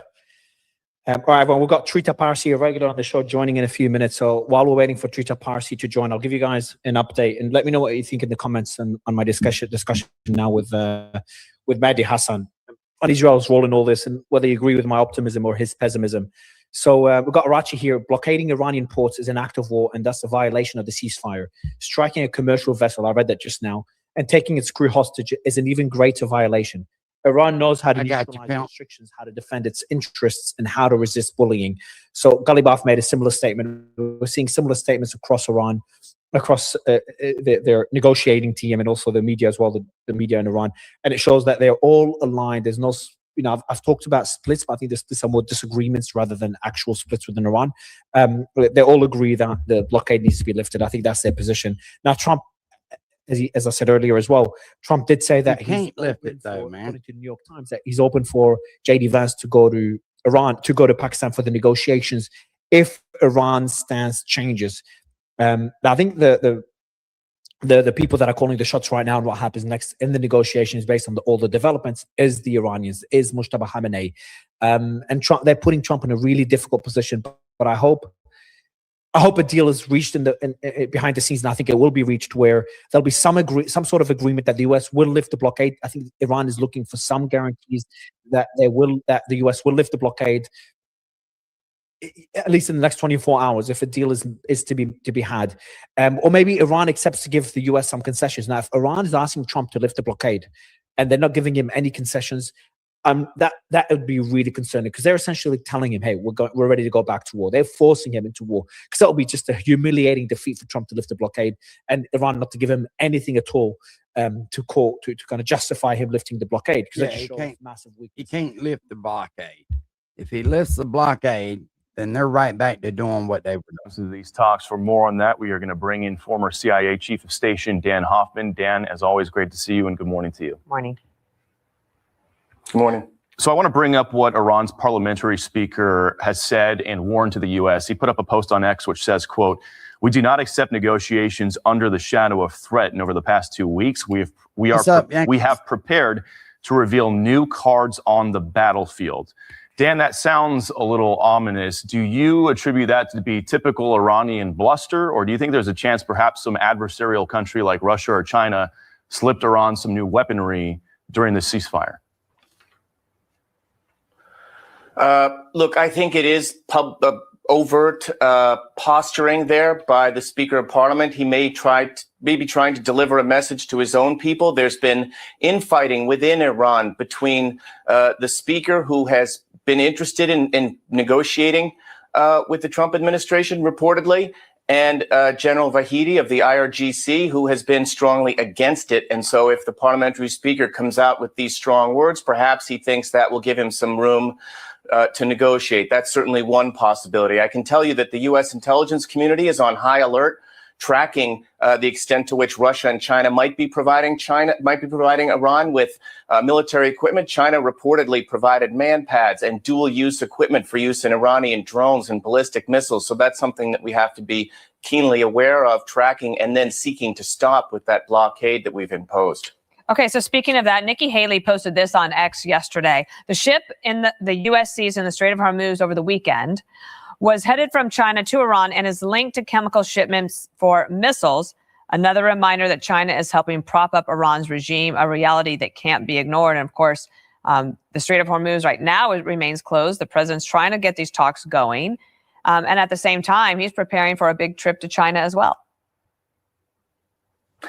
Yeah, there's a lot on the table there. If the president does indeed travel to China next month, we've got trade issues, China's fentanyl production that they've been shipping through Mexico to our country, their theft of intellectual property, militarizing the South China Sea, all of those issues. And then this one as well, where Iran closely aligned with Russia and Iran, North Korea, this century's axis of dictatorships with interests that are obviously antithetical to ours, and making whatever goals we have in the region that much more difficult for us to achieve.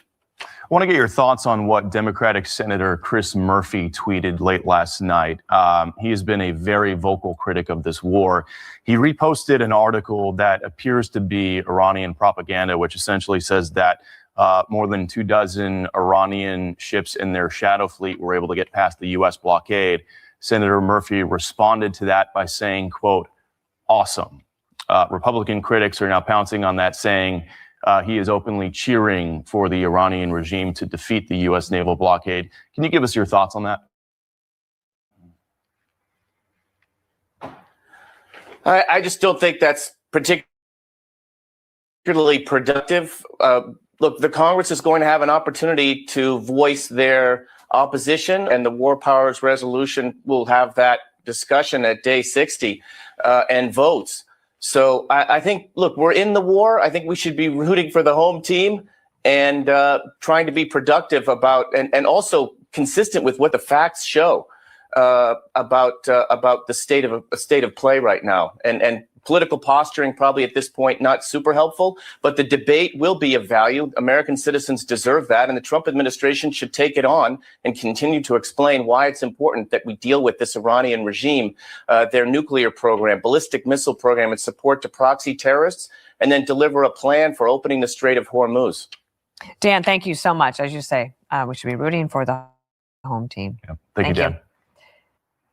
Be sure to like and subscribe for all the Fox News latest on YouTube, and catch full shows streaming now on Fox One. All right, so let's check this out.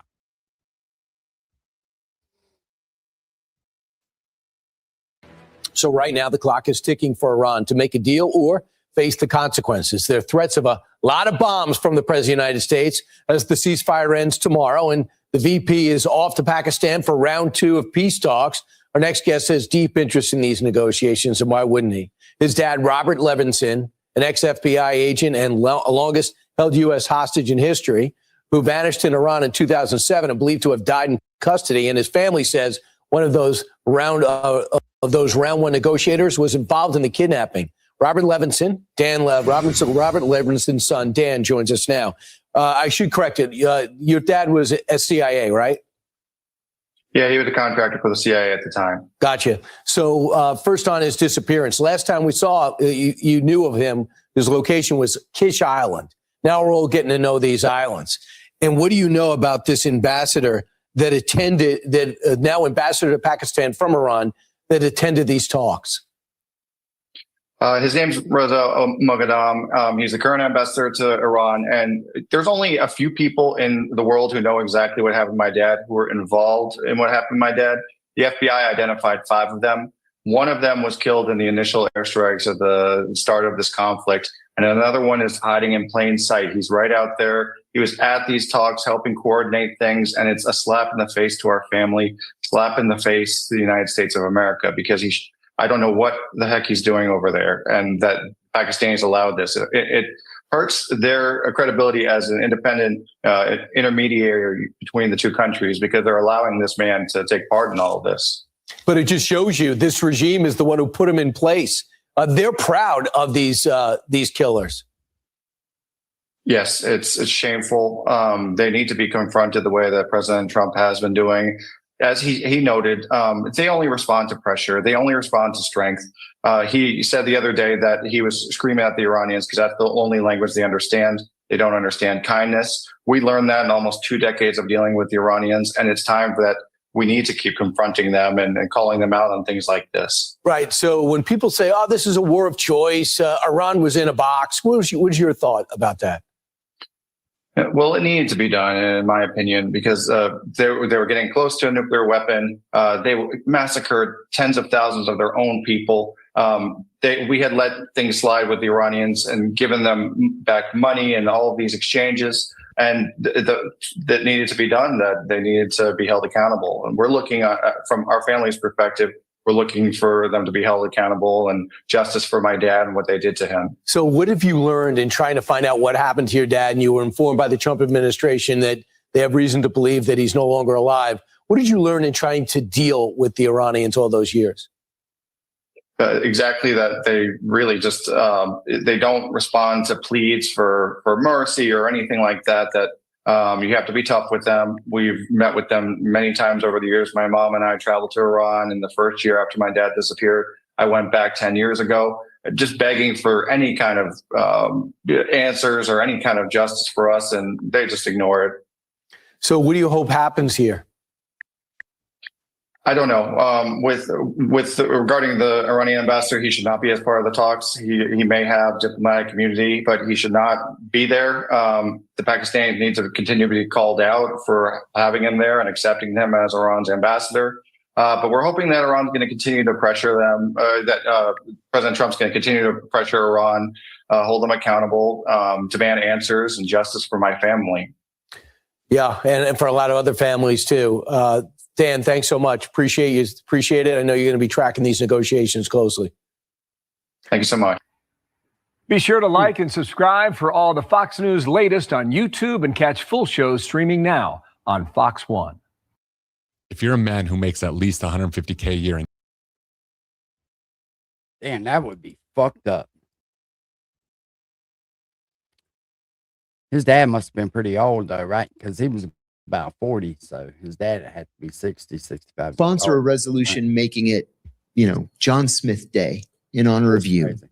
And he was like, oh, that's awesome. He said, we do this, a couple of hundred times a year. Somebody has done some great thing in the community. We make a John Smith Day. It has the big seal. It's signed by the governor. A couple of weeks pass and they called and said, listen, the John Smith Day named after you, it's not going to happen. He was like, why? What happened? The Israelis objected. In Texas, in Austin, Texas. What Israelis objected? Well, the AIPAC representative in Austin. And he's like, AIPAC has a representative in Austin? And he said, they have representatives in every one of the 50 state capitals. When you tell this to a Zionist or to an IDF soldier, they will say that that's an anti-Semitic trope going back to the Hitler days, Right. that the Jewish Zionists have their tentacles in everything and that they control everything, and that's just anti-Semitic slop. Yes.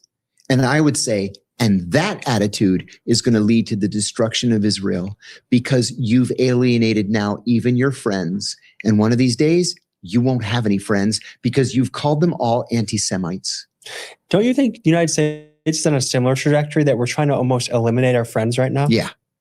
Yeah, like we're actively working to make it so that we have no friends. Yes. We're pushing people, like we're pushing Canada to trade with China. We're pushing Denmark. Europe. I mean, people that were always our buddies. Do you think this is a on purpose effort to weaken or collapse the American empire, or is this just serious miscalculations from the top? I think it's serious miscalculations from the top. Trump thought he really could do. throw his weight around, Yeah. thought that he could just play chicken with the economy to the point where everyone just goes to with what he's saying, but his bets are not paying off. You think that's what it is? I think that's what it is.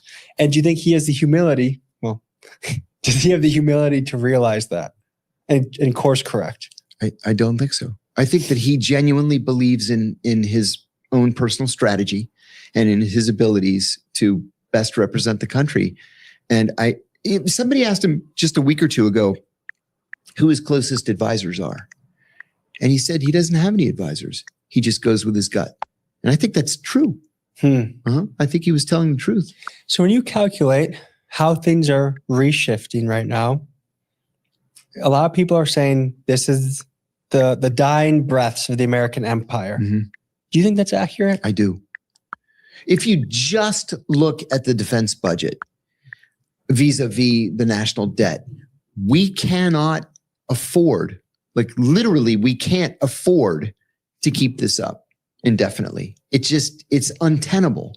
We're getting to the point where we're approaching the point where 50% of our GDP is going to servicing the debt. That's it. And in 5 or 10 years, it'll be 100%. Yeah. It's a runaway train. And then we have no country. Yeah. We're going to have to do something drastic. And I think at the very least, Donald Trump said, I don't know, 6 months ago. Did you hear what he just that said? He wanted to. Did you hear what the man just said? That's exactly why Trump's trying to get his hands on this oil. He's trying to save this country, but you got a bunch of fucking bleeding heart crybabies. He's telling you, just go take it. That's his mentality. That's his mindset. We have no country. Yeah. We're going to have to do something drastic. And I think at the very least, Donald Trump said, I don't know, 6 months ago that he wanted to cut the Pentagon budget 50%. I was like, oh my God, he does deserve the Nobel Peace Prize. 50%. I celebrated it. And then a couple of weeks later, no, I think I'm going to increase it 50% to $1.5 trillion, which would be bigger than the next 15 largest countries in the world combined. It's untenable. Spending. Even The Onion had this hilarious headline, China content to sit and watch U.S. destroy itself. Yeah, there it is. I guess what gives me a little bit of hope is that the pendulum does swing back and forth quickly. It is possible that there's a blue wave in 2026. No, they're all the same. That is the thing. It's the two sides of the same coin. But you don't think anyone is going to step in to save the day? No, I do not. What if we all vote independent? Okay, then we can have that conversation. Yes. Okay, but if we follow, Vance or Newsom, it's obviously the two sides of the same coin. Absolutely, yes. It's depressing. It's depressing. Yeah. Yes. And, people say, well, who did you vote for? I voted for the Libertarians. I proudly traveled to 12 states with Gary Johnson, and I introduced him at all of his campaign stops in 12 Western states. I love the guy. I love what he stood for. And Ronald Reagan was right. I know I'm going to take shit for saying this, but I'm going to say it again. Ronald Reagan was right when he said that government is the problem. It's not the solution to the problem. So you kind of in the Ron Paul camp as well? I am. Okay. That's been one of my favorite politicians of our era. I voted independent my entire life, except for this last election. I voted for Trump because I thought, you know what? He's coming in a second time. The system was a little bit against him with all the courts. They tried to crush him. And Biden was an utter disaster as president. And Kamala, she was even worse. Yeah. So I thought, you know what? If there's actually a chance that someone might shake things up, it's going to be Trump. So ashamedly, I switched my libertarian vote, my independent vote, and went to Trump. And he doubled down. He made it he became the establishment and some to a level that I didn't anticipate. And so to me, the only vote for the foreseeable future that is even a worthy vote is an independent. I said to Tucker Carlson the other day, I said, please, I'm begging you, you have to run for president. And he's like, oh my God, bite your tongue and don't ever say those words again. You don't think he'll do it? I don't. Okay. So although I think he'd win if he did. He has a lot in his favor. Plus, without the constraints of Fox News, he's the most visible truth teller out there. He really is. Do you think Dave Smith is VP? Why not? Mm-hmm. I have respect for him. So are you optimistic for the future of this country? No, not with the system that we have in place. No. Time was in my lifetime when the Democrats really were a progressive party. And now, it's all about the surveillance state. It's all about the Pentagon budget. It's there's just no difference between Democrats. I mean, there are little minor differences around the edges. Micro-culture war differences. Yes, exactly. That's the best way to say it. Micro-culture war differences. To give the illusion of...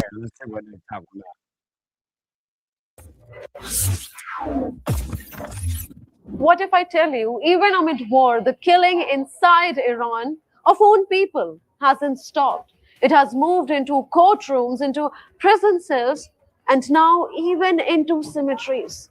While the world watches, the nuclear table, the negotiation table, Tehran is executing its own people, erasing their graves, silencing their families, and using the fog of war to do it all without consequence. Hello and welcome. I am Nikita Kapoor and you are watching Decode. And in this episode, we decode what the Islamic regime may be doing when it thinks no one is watching. It began, or rather, it escalated in January. Do you remember? That lady's voice.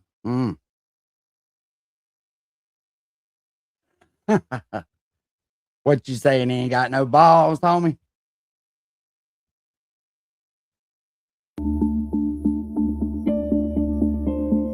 Global lens. What was supposed to be a brief moment of diplomatic calm has instead turned into yet another deeply troubling phase in the Iran-Israel confrontation, with the Tel Aviv region once again emerging as the focal point of a rapidly escalating and highly dangerous crisis. Fresh Iranian missile activity has triggered sirens across central Israel, reviving fears that tensions are not easing at all, but rather shifting into a more unpredictable and potentially more severe stage. In recent days, repeated exchanges have continued, with multiple reports indicating Iranian projectiles heading toward the Tel Aviv area, while central Israel has faced visible destruction, emergency deployments, and repeated disruptions to normal life. The latest developments only reinforce the growing sense that Tel Aviv and surrounding areas remain under sustained pressure as this confrontation intensifies. All of this is happening at a moment when broader diplomatic efforts were expected to create at least a temporary reduction in tensions. According to the latest reporting, Benjamin Netanyahu remains Prime Minister of Israel, and his government has expressed support for the U.S.-backed pause framework, but only under strict conditions tied to Iran halting hostile activity and ensuring maritime access through the Strait of Hormuz. Inside Tel Aviv and across surrounding parts of central Israel, the latest alerts and reported impacts have only deepened a pattern residents now know far too well. Sirens sound suddenly.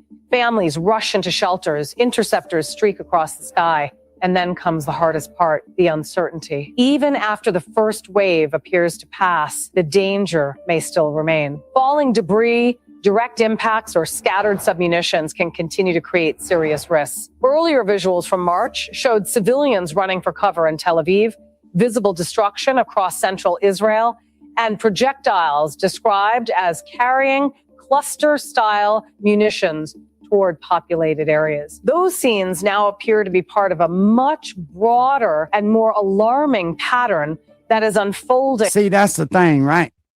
They bitch about America going to bomb the power plants and stuff like that, talking about, human life and all. But does Iran give a fuck about human life?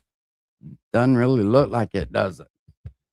I mean, you got to fight these people the way they fight. You can't go into a fucking war one-sided. You know what I mean?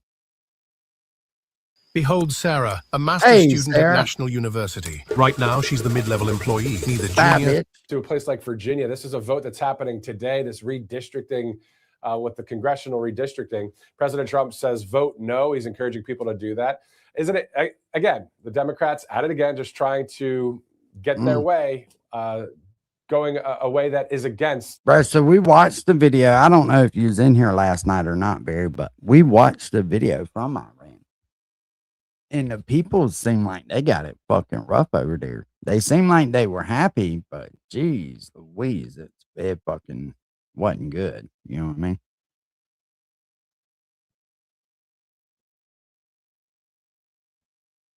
And for an oil-rich nation, you would think that the people would have more. But that's the live feed right here from Israel right now. I don't really see anything happening.